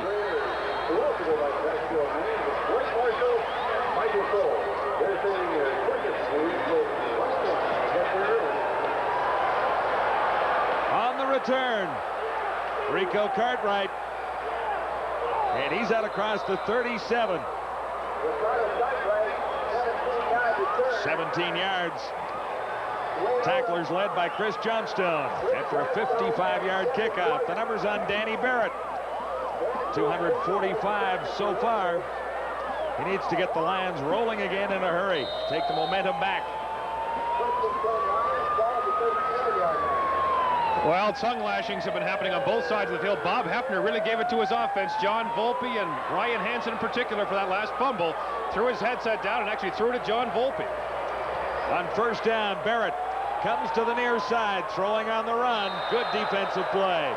Intended for Clark, and Jordan was covering. Isn't it interesting how one play, and of course you look back at a game and certain plays affect the outcome. The one play by Larry Ruck to create the fumble. Maybe 2 plays by Larry Ruck. He broke through just a second or 2 before that and forced the Lions into 2nd and long, and then made the play to set up the fumble. But his play has really changed the complexion of this game in a hurry. Even though Edmonton still trails by 3, this is a different team in the last few minutes. And the Eskimos will likely be coming on 2nd and 10. The blitz is there. Great catch over the middle. Ray Alexander in front of Damian Lyons. Big play for the Lions. And give Danny Barrett credit, too. I mean, Danny Barrett senses the urgency of this drive. You know, he's felt the momentum kind of switch. So what does he do? On a critical situation, he goes to his clutch receiver, Ray Alexander, who comes up with a spectacular catch. And, you know, this is very important for BC, this drive. They felt this momentum, losing it. They'd like to recapture it again. After 16 yards, the Lions just shy of midfield. And Clark makes a catch far side in front of Enos Jackson. That's Matt Clark, number 85. See, and this short passing game to the outside will really have a positive effect for the BC Lions. Obviously, it allows them to keep the ball a little longer, keep the drive going, and let the crowd settle down, take them back out of the game, let the Edmonton Eskimos, the high they were on, kind of settle back down too. So he accomplishes a number of things with this good drive he's putting together. Pitch to Volpe on 2nd and 4. He turns the corner and slips. He'll be short of the first down. Pinned by safety Trent Brown. Yeah, the fumble hurt John Volpe, but he still had a pretty good evening. 57 yards rushing, 44 receiving, over 100. And he's touched the ball 11 times, and that's about half of what Bob Babilovich would like for the entire game for John Volpe. Between 15 and 20 carries, and in the 5 to 6 reception area would be very pleasing to the head coach.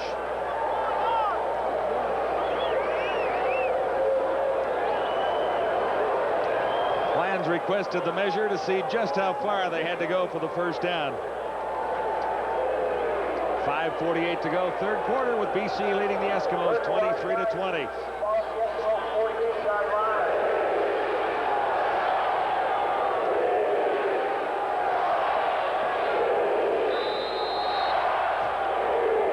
We talk about huge plays in a game now. I mean, if Edmonton stops them here, it's huge. If BC can keep it going, it's great for them. Barrett should have the first down. Well, let's see where they spot the ball. The Eskimos say no. That was a tremendous surge by that front group of the Eskimos. They absolutely stuffed the offensive line of the BC Lions, and if Danny Barrett got this, it was just stretching out that arm at the last second that did it.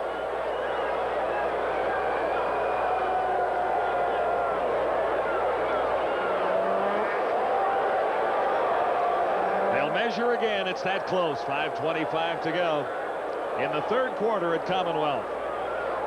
Spot is critical now. Any portion of the ball means a first down for the Lions. Made it by 2 inches that time. By a mile.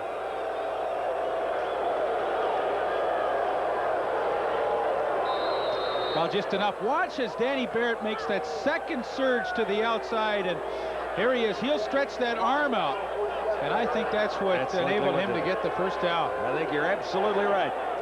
1st and 10 for the Lions. Ball now at the Eskimo 47. Barrett, time to throw for Alexander, and he'll have another BC first down in front of Eddie Thomas that time.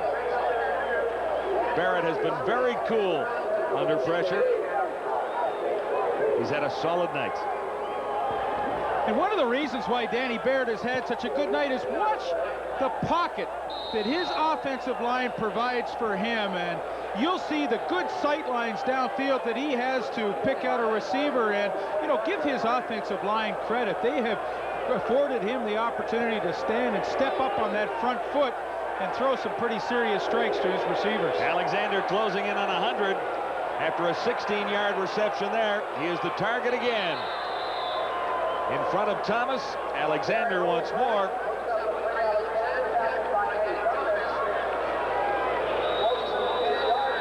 Well, it's amazing to think what effect one player has had on a team. I mean, their offense has gone into all of a sudden a high-powered offense with the addition of Ray Alexander back into the lineup.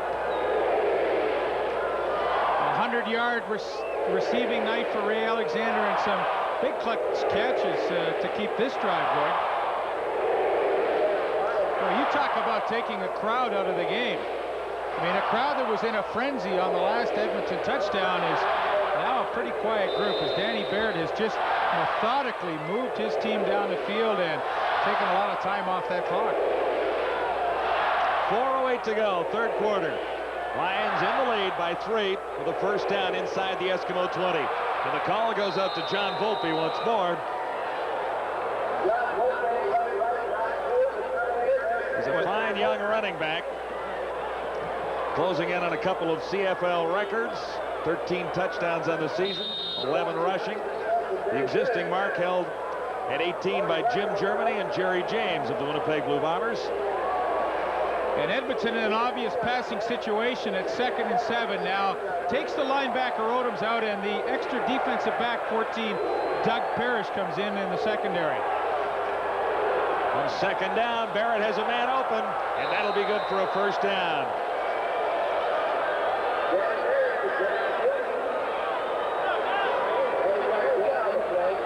Worried look on Lancaster's face. Okay, here's the change. Doug Parrish comes in for Odom. Now, he really gets caught in down here in the zone coverage, and that just allows Flutie to come in underneath it. But that's the effect of not having a linebacker in there that normally goes to the proper zone. Doug Parrish did not get to the hook zone where he was supposed to be. Inside the 4, to the outside. Not quite. Down to the 1-yard line, Ryan Hansen. He had a 12-yard score in the first half. Stopped by Brown and Larry Ruck.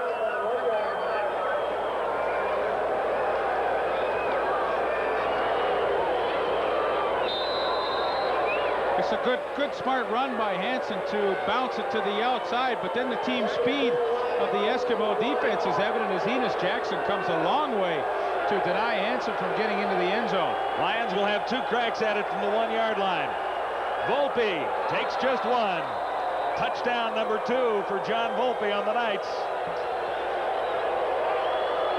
Well, John, you can say what you want about Edmonton being flat coming off the Labor Day game with Calgary, but this BC Lion team has matured in a hurry. I mean, there is no bigger drive that they have had this year than the one that they just put together to answer that touchdown of the Edmonton Eskimos when it looked like Edmonton was beginning to get back and turn this game around. That was as pretty a drive as you're going to see all year long. 12 rushing touchdowns on the season for John Volpe. Another loop with Saglia converts, and the BC Lions have restored a 10-point lead. Our game of the week from Commonwealth continues in a moment. Our game of the week live from Commonwealth, with the Lions in front of the Eskimos 30-20. Following tonight's game, the TSN turning point for Apple Auto Glass. BC Lions have increased their lead to 10 points once more after an impressive 10-play scoring drive capped out by the John Volpe touchdown. And now the Eskimos start back. Here's Craig Ellis, number 33. And he stopped around the 31-yard line. 13 yards the return, 57-yard kickout. I think worth mentioning on that 10-play scoring drive was the fact that the BC Lions were going to have to punt after a missed pass on second down, but a roughing the passer call gave them a first down. And boy, did they ever take advantage of that, marching it down the field to what was obviously their most impressive scoring drive of the season. 2:17 to go, third quarter. Let's see what Tracy Ham and the Eskimos can do here. 1st and 10 Edmonton at the 31. Good fake by Ham, swings it out to Michael Souls. And Souls finds great running room down the near sidelines. He's out across midfield and finally stopped by Brian Smith. 24 yards for Michael Souls. Good-looking swing screen pass to Michael Souls. Little play action fake to freeze the linebackers. Now watch 54. The left guard, Pierre Verschaval, out in front leading the way. Watch how Souls sets him up. Now he'll cut back outside Verschaval, so Verschaval can get an angle. He doesn't get a great block, but a nice piece of running by Mike Souls. Just across midfield, the Eskimos at the 54 of BC. Ham to his right. Tipped. Armstrong was the intended receiver, and Gravely, with 2 interceptions so far, tipped the ball there. Could have had number 3, Tracy Ham. I don't know what he was looking at, but he certainly didn't see Tracy Gravely. Gravely was right there and could have had it. 2nd and 10. Eskimos at the Lion 54. 3 receivers flanked to the far side of the field. Ham looks to the near side and is high, intending that for Henry Williams. Joe Merrill beaten by Williams for an early 72-yard touchdown. And Merrill was covering on Williams and had it well under control that time.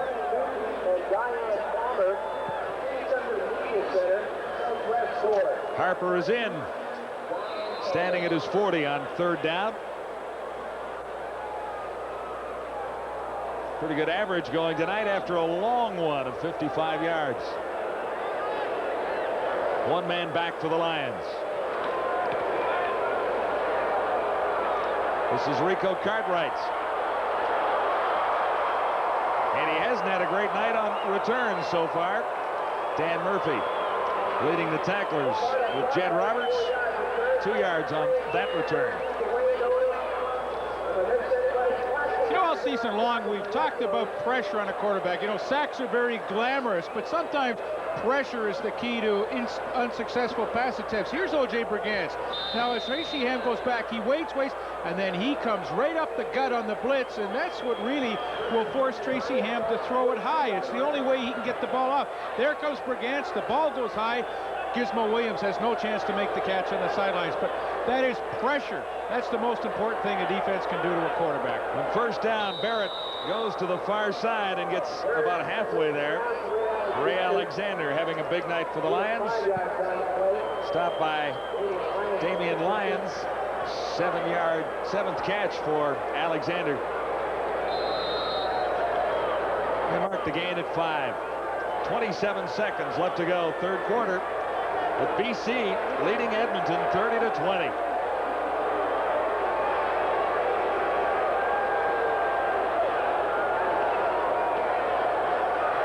Barrett takes off. He'll have the 1st down and sliding safely near the 37-yard line. Pless was there to pin Danny Barrett that time. And what a good choice by Danny Barrett. Larry Ruck was coming on the blitz, and so what that does is mean only one linebacker is in that middle area, Willie Pless, and if he drops off and that opening is created, Danny Barrett has an easy, it's an easy position for him to run for the first down. First time he's run with it tonight, but very effective. Good timing. Yeah, he doesn't carry off, and that was only his 20th carry of the season. But it's a big one for a first down. Out at the 38 now. Now the pressure comes on Barrett. Gets away from the first wave.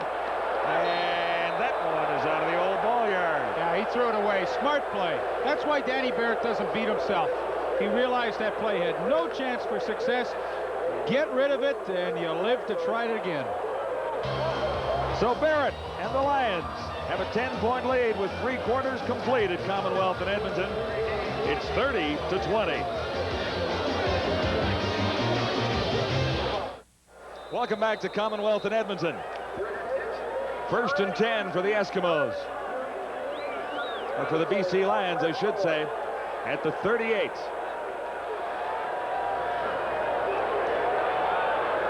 Barrett has Alexander one more time. One more BC first down. In front of Willie Pless.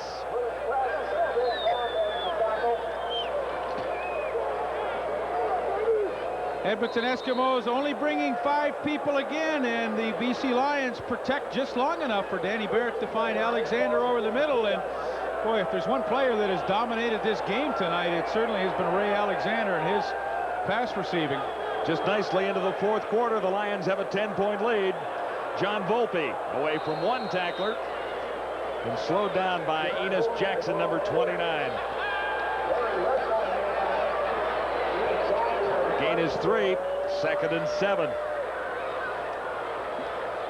Jackson shaken up. Numbers so far with the Lions showing 412 yards in total offense compared to 303 for the Eskimos. And look at the time of possession, Leaf, 27 minutes for the Lions. Wow, that was in the 3rd quarter when they had that long 10-play drive. They really ate up the clock. Volpe makes the catch, and he may have the first down. He got close. Damian Lyons, number 10, over to make the tackle. With some help from Odom.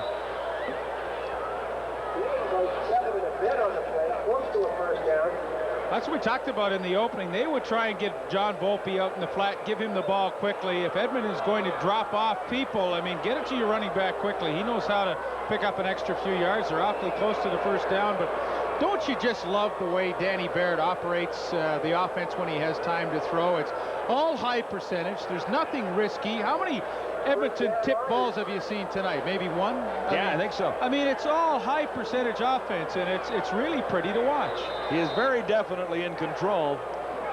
Back last week to beat the Ottawa Rough Riders. This is only his 5th game of the season. 1st and 10 for the Lions. And Volpe again. Good hole for Volpe, and he makes a big play. Inside the Eskimo 30 to about the 28. Stephen Jordan made the tackle for the Eskimos.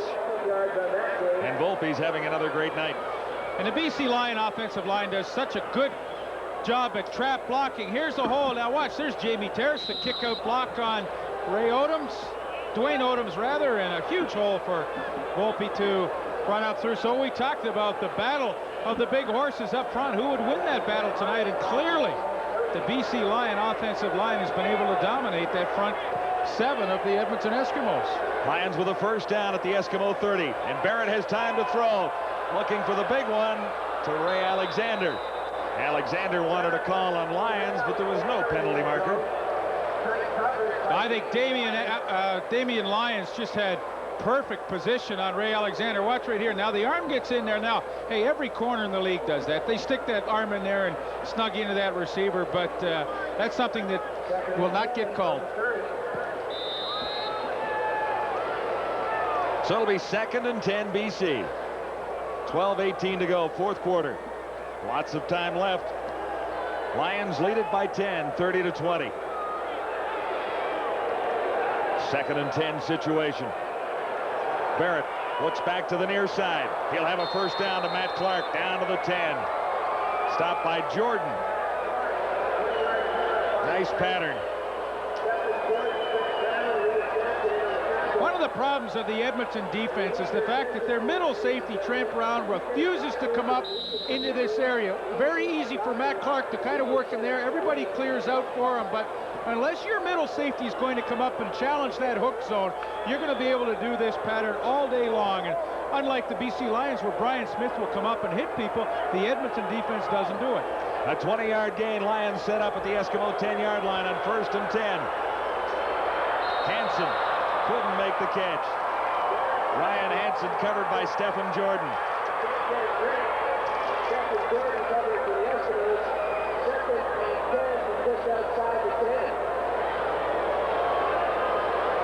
It'll be 2nd and 10. Watch Matt Clark work to the inside now. He's trying to create a little rub maybe in there for Ryan Hansen to get the out. But Edmonton did a nice job to switch that. Catchable, but not an easy catch. Well, if you're Edmonton and we're into the 4th quarter, you're down by 10, I would say this is one of the biggest plays of the game for them. Volpe gets to the 5, maybe the 4-yard line. Now the Lions will have to make a decision. Larry Ruck put the stop on Volpe, number 22. He's closing in on 100 yards for the night.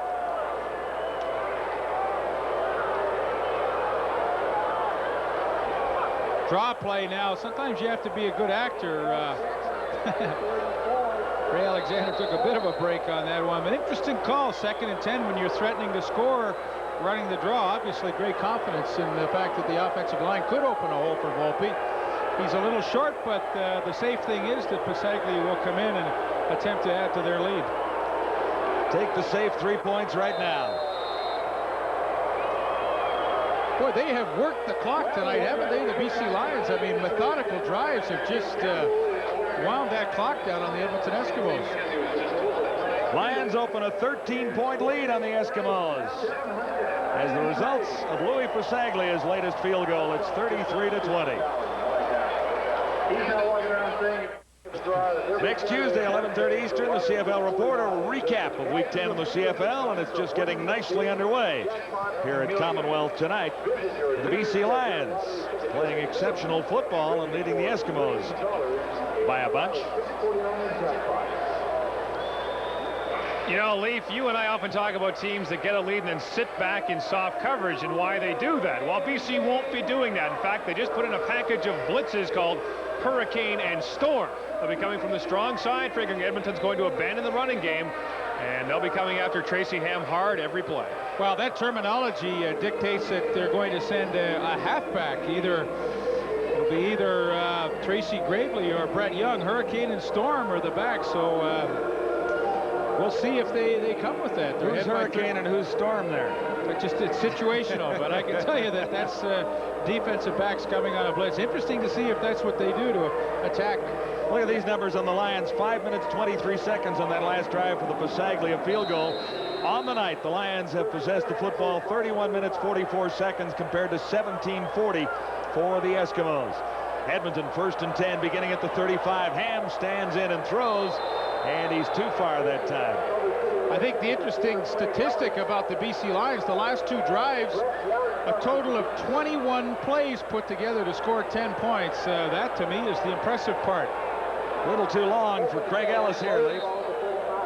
Pretty good pocket for Tracy Ham to step up in, but that good bump initially by Brett Young just threw Ellis off his pass pattern enough that he couldn't get to that football. 2nd and 10. Eskimos with 2 receivers to the near side and 2 to the far side of the field. Ham has Sandusky open, and that'll be an Eskimo first down. Tracy Gravely over to make the tackle. 68 yards rushing for the Eskimos as a team tonight, so obviously they're missing Blake Marshall, who went out in the 1st quarter. Look at the confusion that I formation among the receivers creates with Chris Armstrong and Sandusky. Gravely and the corner Francis have no idea who either one's going to take, so that leaves Sandusky wide open. Ham sees him, hits him, and boy, the Edmonton Eskimos have to make something happen here in a hurry. Henry Williams does, making that reception out near the 50-yard line in front of Joe Miro.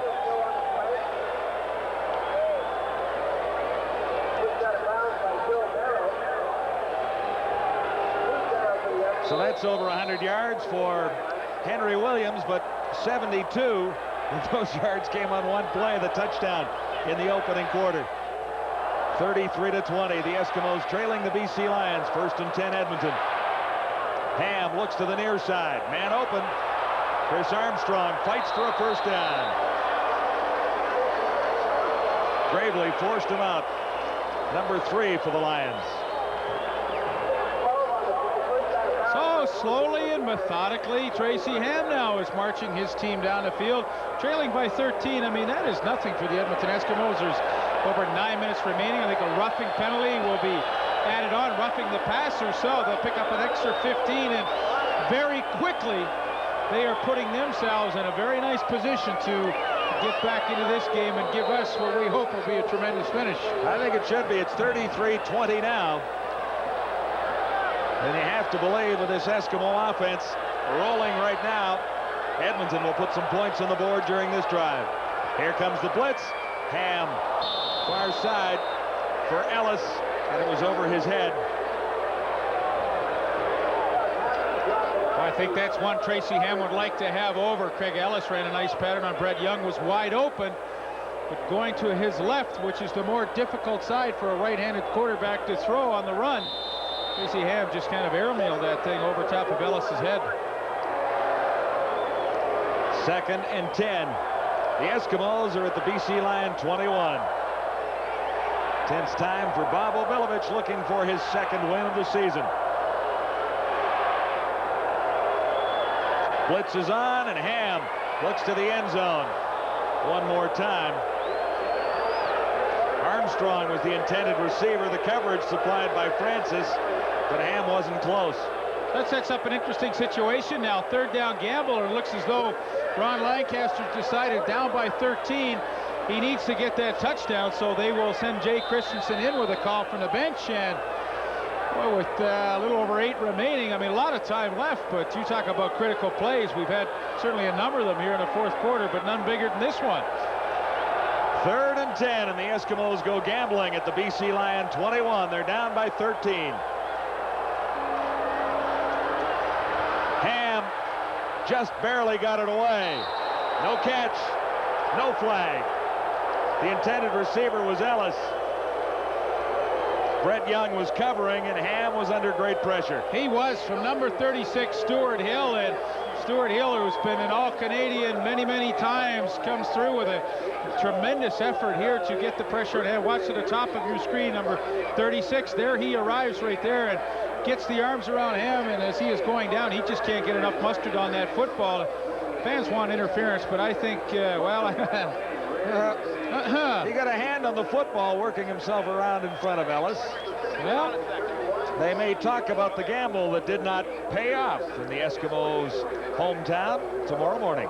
33-20, BC in front. Welcome back to Commonwealth in Edmonton. I'm John Wells, along with Julio Pedersen. Caught your act on the entertainers at halftime. We're going to get the results up here in a moment. I'm sure the girls are calling in and voting for you. Well, I mean, the girls at your house. Sure. 8:09 to go. Lions first down at the 21. John Volpe. Some room to the outside. He's cut from behind by Larry Ruck. How did you do?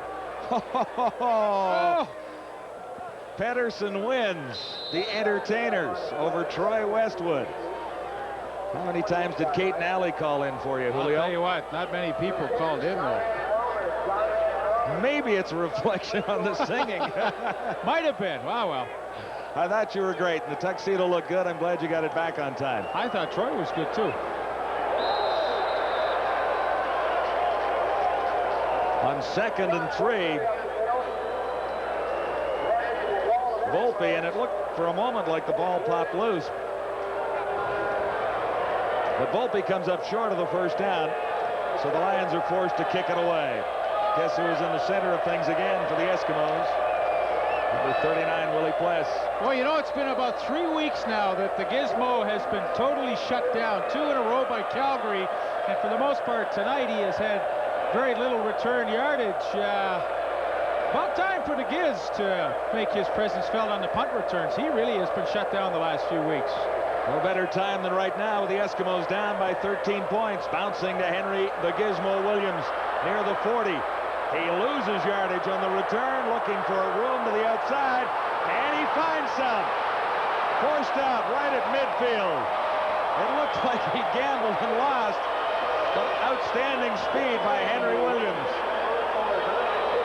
for a 21-yard return after a 41-yard punt, but he ran a lot farther than 21 yards. But what he does as well as anybody in the league is set up his blockers. Watch now, he's going to give up some ground because he knows Mike McLean is coming to pick off Spencer McLennan. Right there, boom, great block. Now he is off and running, searching for blockers, and that is the kind of play that can give his offense a lift. They've got great field position, and with 6:47 remaining, Edmonton Eskimos, 13 points is not a lot for them to get back. Ryan Hansen finally forced the Giz out of bounds. The Eskimos have the ball, but they're down by 13 to the Lions. A terrific Major League lineup on Sunday here on TSN, 3 o'clock Eastern. Toronto at Texas for the afternoon game. And then we'll go to Montreal for the Mets and the Expos at 8 o'clock Sunday nights.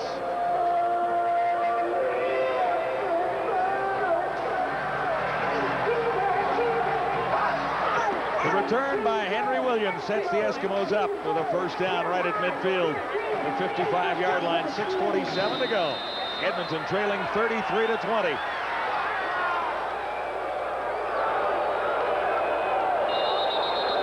The procedure call will likely go against the Eskimos. There was movement down there, and the early indication is it was against Tracy Ham.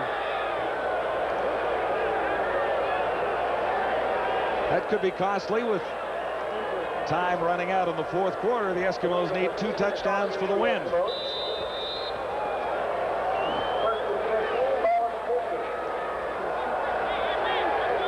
It'll be 1st and 15 now, back at the 50.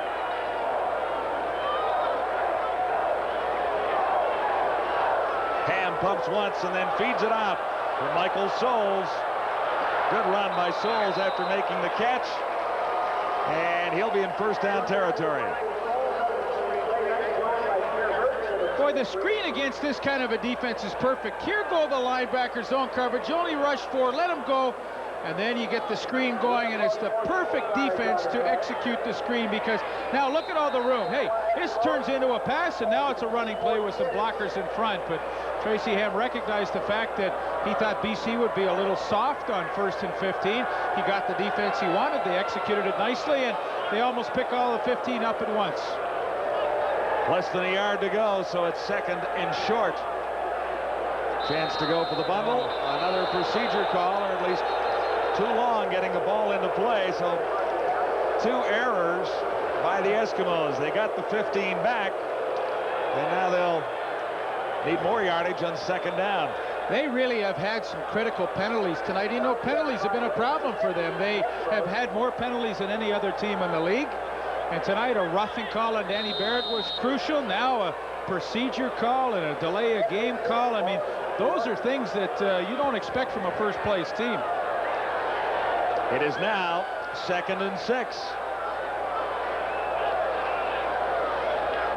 Ham has time and fired behind the intended receiver. Ellis was sliding and couldn't make the catch. Brett Young covering on Ellis with some help from Brian Smith. So those procedure, that delay of game call looms quite large now as Ellis is not able to make the catch, falling down, and once again a 3rd down gamble for the Edmonton Eskimos. 3rd and 6, just shy of the BC 50. Ham has to thread the needle here. He did. Armstrong couldn't hang on. Tracy Gravely was covering on Chris Armstrong. And Chris Armstrong as well fell down, and to Tracy Ham's credit, even though Armstrong was on the ground, he put the ball right on the money. Armstrong could have not hang on, but I mean, it's amazing to me, a team that plays all their home games on grass falls down slipping because of probably improper footwear. I simply don't understand it. On the last play, Ellis went down. That time Armstrong went down. I mean, this is to their advantage to play on grass. They know what the field's like. They know what footwear they should wear. And for them to fall down because of their not long enough cleats, I'm just totally surprised. Less than 5 minutes to go as Barrett hands off to John Volpe. And he's barely back to the line of scrimmage. Willie Pless leading the Eskimo tacklers. I think Danny Barrett, as he has been all game, will stay on the conservative side here. He's got second and about 11. They lost a yard there, but don't expect to see anything too spectacular here. I mean, the worst thing Danny Barrett wants to do after this play is see Lou Pasaglia come in and punt the ball away. Barrett had room to the far side. There are markers down as Barrett completes the pass. Jordan made the tackle on Matt Clark, but there's a marker down in the Eskimos secondary.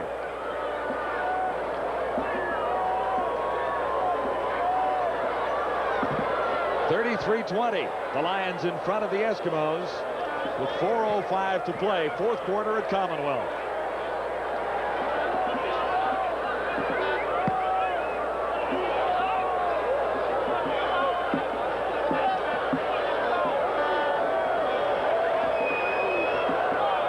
Against the Eskimos, and they will decline it because it was a 10-yard penalty. They picked up 11 on the Matt Clark reception. So as they have done all night, the BC Lions just simply have been able to control the football, let the clock run, and methodically work against what has been for the most part this year a pretty stingy Edmonton defense.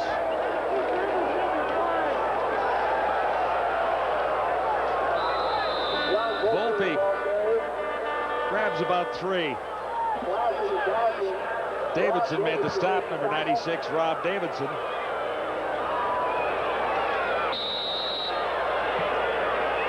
have to give the Lions offensive line quite a bit of credit tonight.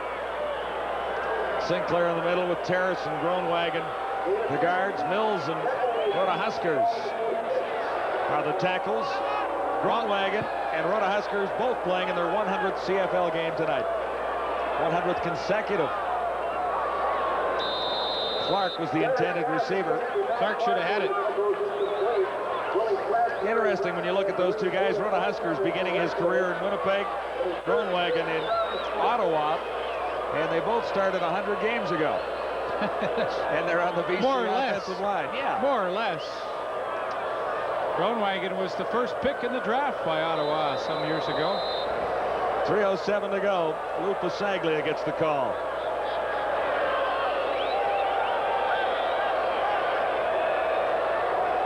Henry Williams, the lone man back for the Eskimos.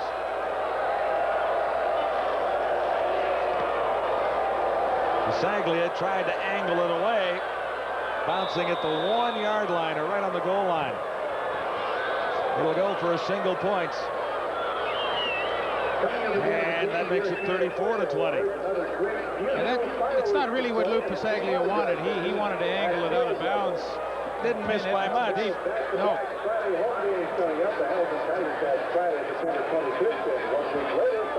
There's the score with 2:45 to go.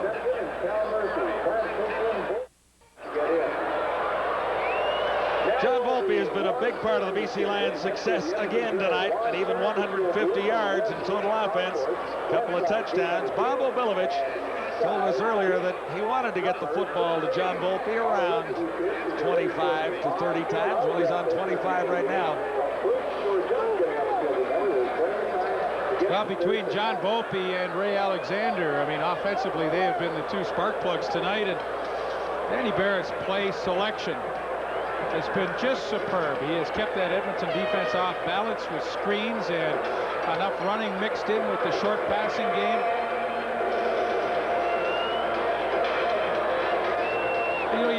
You look at receiving corps around the league, and there are some awfully good ones.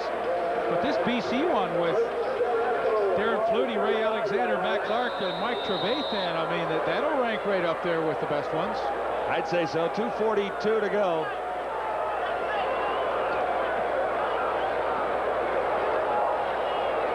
Brian Walling. Tough running inside as Walling gets better than 5, less than 10. Stopped by O.J. Brigance. Well, Tracy Ham needs 2 touchdowns to tie this game, 2 converted touchdowns, and really kind of surprised that he would use the running game with 2:30 remaining. He needs to get a touchdown quickly. Second and a couple facing Ham and the Eskimos now. They're down by 34-20. And Ham hasn't carried the ball a great many times tonight. Broken play there. Yeah, broken play. Somebody went the wrong way. Tracy Ham had to try and do it himself. But what this is doing is taking a lot of time off the clock, keeping the ball on the ground, and really, you know, they're their own worst enemy with this style of offense right now.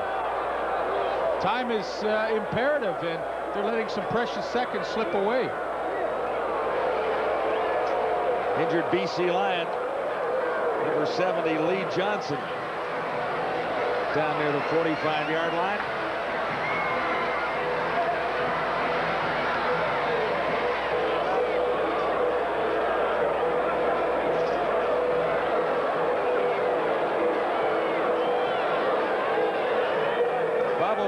Will meet his old team, the Toronto Argonauts, on Saturday night at the stadium at BC Place.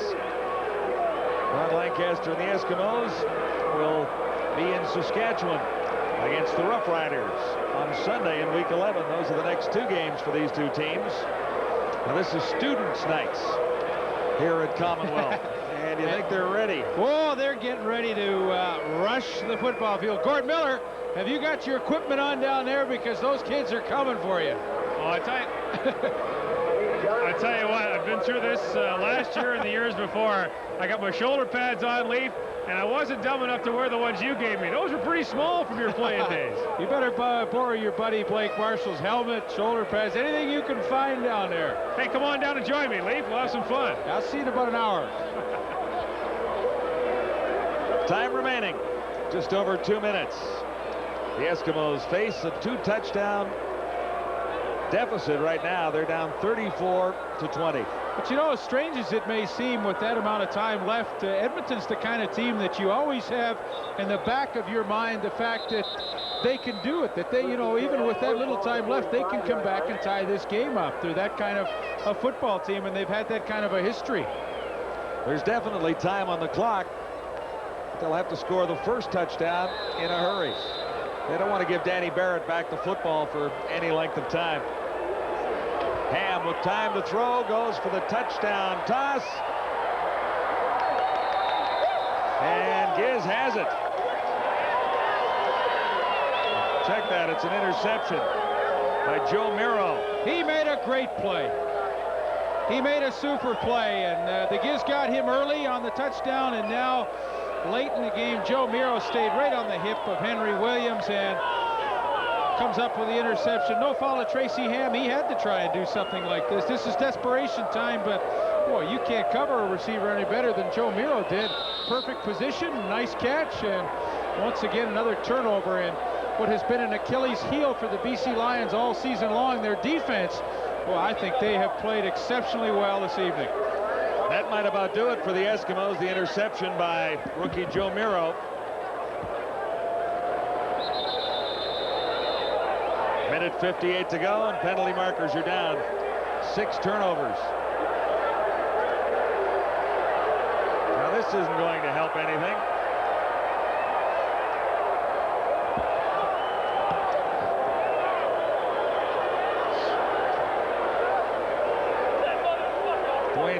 Odom, number 36, in the center of the activity down there. There are markers everywhere on the field with a minute 58 to go.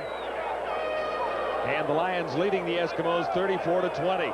Long night for Ron Lancaster. Yeah, and you have to know the Edmonton players are thinking, this is frustrating. We've come off a huge win last Monday, and now we really give something back to our season, losing to BC tonight. I mean, this is what they are thinking. I mean, give BC full credit. They played a great game, but Edmonton, on the other hand, must feel like, hey, this is one that maybe we let get away. A team that's only one game coming into our building, and we don't win the game. They're a pretty disappointed group, and I think the feelings are showing that here in the dying seconds of the game. Stampeders can move into a tie with the Eskimos for top spot with a win over the Toronto Argonauts on Sunday in Toronto. Rough play is the call.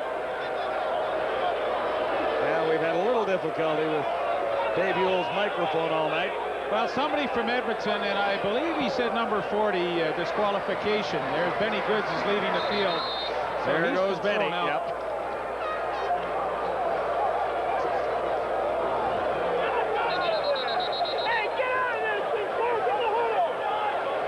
So, a minute 58 to go. That time is still on the clock.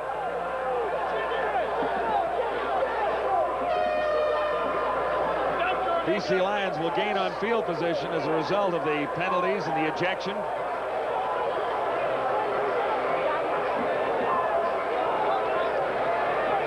You know, it's interesting to watch and evaluate Danny Barrett's performance tonight.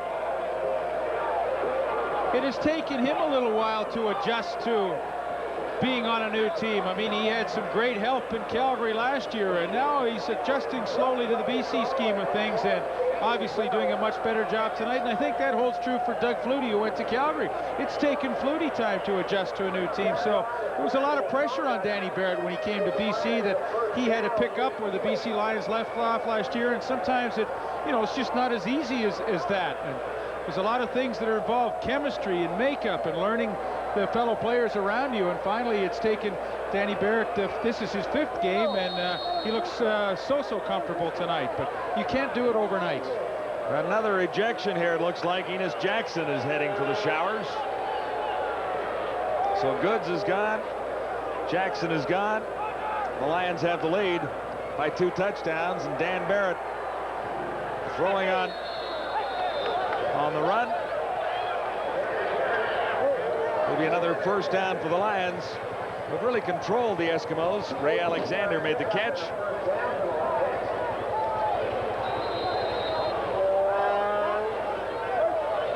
Alexander has had a big night. John Volpe has had a big night. Danny Barrett has put it all together for the Lions. After losing 8 in a row, the Lions are on the verge of their 2nd straight win. A minute 35 remaining. Here comes Volpe again. 1 tackle shed.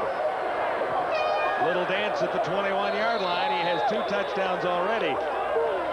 Dwayne Odom finally over to make the tackle. So there's no Benny Goods in there, and they're also short Enos Jackson in the Eskimos secondary. But that play was very typical of the play of the entire game tonight. The BC Lions just literally won the battle with the big guys up front and created some wonderful holes for John Volpe, created nice pocket for Danny Barrett to throw from all night long. And, you know, as we said at the beginning of the show, that would probably dictate who would win this game. Brian Hansen this time bounced off 1 tackle, but Larry Ruck had enough of them to slow him down.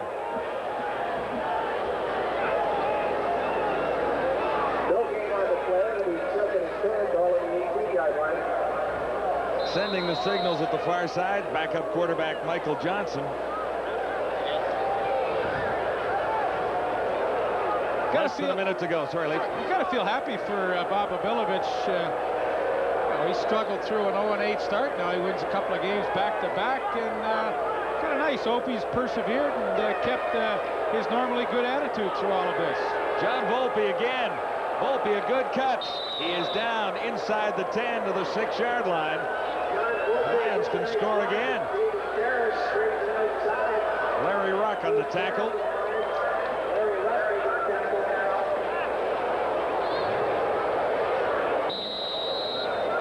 Well, you know what's interesting about this? BC now obviously with their 2nd win, and boy, you look around the league, and BC obviously the first 8 games of the season, you looked at them and you'd put the W in the win column, but now there is tremendous parity throughout the league. Like, nobody is going to have an easy game for the rest of the season. Volpe with 132 yards on the night, lost a couple there. And not to say that BC wasn't competitive early, but they, quite frankly, on defense just struggled, and most teams looking at them would say, hey, this is a game we should win. But now I don't think any longer that's going to be the case. They have toughened up that defense, and the offense certainly indicated tonight that they are willing, they can play with anybody. Well, it helps to have Barrett back, and Alexander was a big factor as well. And neither of those players were around for most of the early going this season. And here come the kids. Yeah, it's over, folks. There they go. Volpe finishes with 24 carries, 129 yards, a couple of touchdowns. And a mob scene on the field, but it looks all very friendly down there. The Eskimo fans would like a little more to cheer about tonight. They had a pretty good night at Commonwealth. Well, it was simple. The game, Edmonton obviously flat from the beginning to the end. They had one flash of brilliance in the third quarter where they got a turnover, scored a touchdown, and it looked as though at that point they might find themselves back in this game. But Danny Barrett on a 10-play, 73-yard touchdown drive really took any wind that was in the sails of the Edmonton Eskimos away. And of course, Bob Abilovich and his crew go on to win their second game of the season, and in fine fashion. They look very impressive. You're absolutely right. Both sides of the ball, too, Leif. We talked about Danny Barrett being at the controls, engineering long drives, controlling the football, eating up the clock, using Alexander effectively, and John Volpe. But defensively, I thought that this might be the best game of the season for the BC Lions defense. And without going out on a limb, you could likely say it really was, because they played a pretty good football team offensively and shut down the Eskimos. Yeah, they played an aggressive game, too. Guys like Brian Smith and Doug Hawking made good plays. O.J. Bergantz made some key tackles. So, you know, defensively, there was no question they played their best game of the year. And Gord Miller is with a pretty happy head coach. Yeah, we're here with Bob Abilovich amidst the pandemonium. Bob, congratulations, 2 in a row. You're on a roll. Well, it's a lot better than losing, that's for sure, Gord. But, you know, we had a good week of preparation, and we finally got something going last week, and the guys are starting to believe now. We've improved people in our secondary, and now we're starting to look like a pretty good football team. You know, John Merrill had the tough time right away, but really played very well for you the rest of the way. He slipped on that first play, and there was a little confusion on the formation, and I think he was a little out of position. But then when he went to break on the ball, he slipped, and then Gizmo got outside. But he looked good all week in practice, and he looked good enough that I didn't have any second thoughts about not playing him, because he's covered as good as anyone we've brought in here. Tell me about the interception by Tracy Gravely, what that meant to the squad. Well, he's got long arms, and he's a big defensive back, and it's hard to lay that ball over the top on him. Some of those short guys we were playing with earlier in the season would have probably got beat on that. John Volpe, you talked about him when we spoke to you this morning. You talked about the importance of him. Tell us about his touchdown run here in the first half. Well, we caught him in the defense they were in. They were in 6 DBs. We ran a draw play and got a nice hole in there just from that set alone. And when John gets around the goal line, he usually gets it in there. Were you surprised at how well you ran the ball against them? No, we've run the ball pretty well all year. We think we have a good offensive line and good backs. Ryan Hansen really messed up on that one when he missed ruck, and they got the fumble in the second half. Otherwise, you know, our running game would have been pretty outstanding. Is it fair to say, Bob, that this is the kind of game that this football team might have lost, say, 3-4 weeks ago? Oh, no question about it, because personnel-wise, we weren't as good as we are right now. Getting Danny back in the lineup and Ray Alexander and improving our secondary, that's all the difference in the world. And, you know, people that don't know the business don't understand some of these things. They're criticizing us for making changes in the secondary, but we were terrible in the secondary. We got to get better, and now I think we're better. Brian Smith has really made himself a factor in the middle. Last week, that calling card against the Ottawa Rough Riders, and they didn't really throw over the middle much against you guys. Do you feel like you're getting pretty close to having the kind of personnel you want? Well, I was really happy to see our 2 linebackers, Doug Hawking and Paul Wetmore, play as well as they did, because that really allows us to play an American in the middle. Because if we can't play those guys, we can't afford the luxury of an import in the middle. But as long as we're playing well with those guys, then we got a guy back in the middle there that can intimidate some people. OB, I know you'll say you're going to take it one game at a time. Can this team make the playoffs? Well, there's still a lot of games to play yet, and if we get a few breaks, or maybe somebody else runs into a lot of bad luck like we did at the beginning, maybe some of those things will happen. But that's all we're doing right now. We're just trying to give our fans something to cheer for when we play at home, and I hope we have a big crowd there when we go back home against Toronto. Obi, congratulations. Go enjoy it. Yeah, I will. Thank you. Bob Obilovich, the head coach of the BC Lions, who have now won 2 straight. A big win over the Edmonton Eskimos tonight at Commonwealth Stadium. Obi still hasn't lost here. Back with more from Edmonton in just a moment.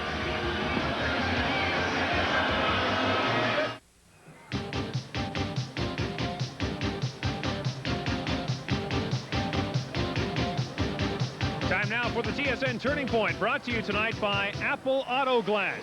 It comes in the third quarter. The Eskimos are driving, but not for long. Tracy Ham goes back to pass and is intercepted on an outstanding defensive play. He's picked off by Tracy Gravely, who reaches out with the long arms and makes the snag. The Lions go on to hammer the Eskimos at Commonwealth Stadium. A cash donation will be made to the Coaching Association of Canada for the training and development of Canadian coaches in amateur sport on behalf of TSN and Apple Auto Glass. Apple Auto Glass saves you money on stone chip windshield repair. As the kids continue to mill around on the field here at Commonwealth Stadium, the Eskimos are a pretty dejected bunch, and the Lions couldn't be happier as they sit in their dressing room. For more thoughts of tonight's game, let's go to John and Lee.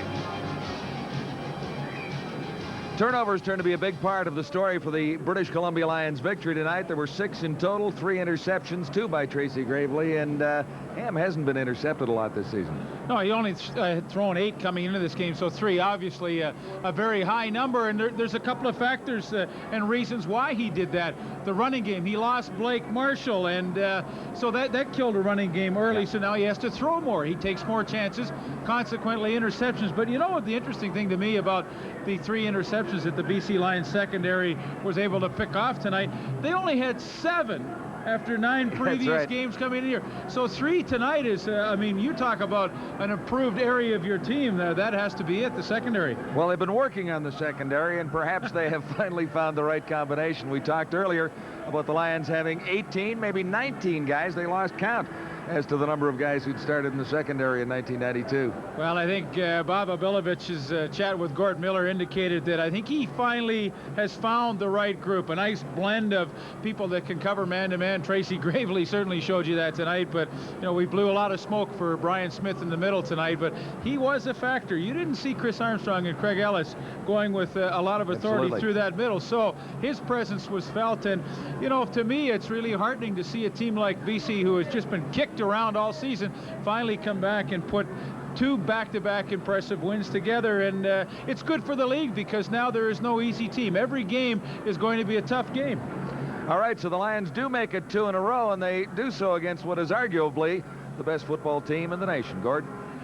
Yeah, John, you can make that argument pretty easily, but right now the BC Lions look not so bad themselves. And John Volpe, the man we told you about at the start of our telecast, the man who is on pace to break the record for touchdowns in a season, scored a couple here tonight. This is Volpe's 2nd of the evening. He did fumble in the second half of this football game and was upset with himself, but he more than made up for it. Tonight, John Volpe, 24 carries, 129 yards, and a pair of touchdowns. To add to it, he caught 4 passes for a total of 51 yards. This guy was the Rookie of the Year last year in the Canadian Football League. You recall he beat out Rocket Ismail, and he's strutting his stuff once again in 1992. John Volpe, Bob Obilovich told us, is a major part of this BC offense. He shone tonight, as opposed to the Eskimos, whose running game struggled. Blake Marshall, their star fullback, the outstanding Canadian last year, was injured on the first series, did not return, and Edmonton clearly missed him. So it's BC over the Eskimos, and we'll be back to wrap it up from Commonwealth Stadium when we return in just a moment. After a big win on Monday on Labor Day, Edmonton appeared to have a stranglehold in the Western Division. But look out, the Stamps have a chance to tie. Edmonton is now 7-3 and is only a half game ahead of the Calgary Stampeders in the Western Division. We'll be back with more from Commonwealth Stadium when our CFL Game of the Week continues in just a moment.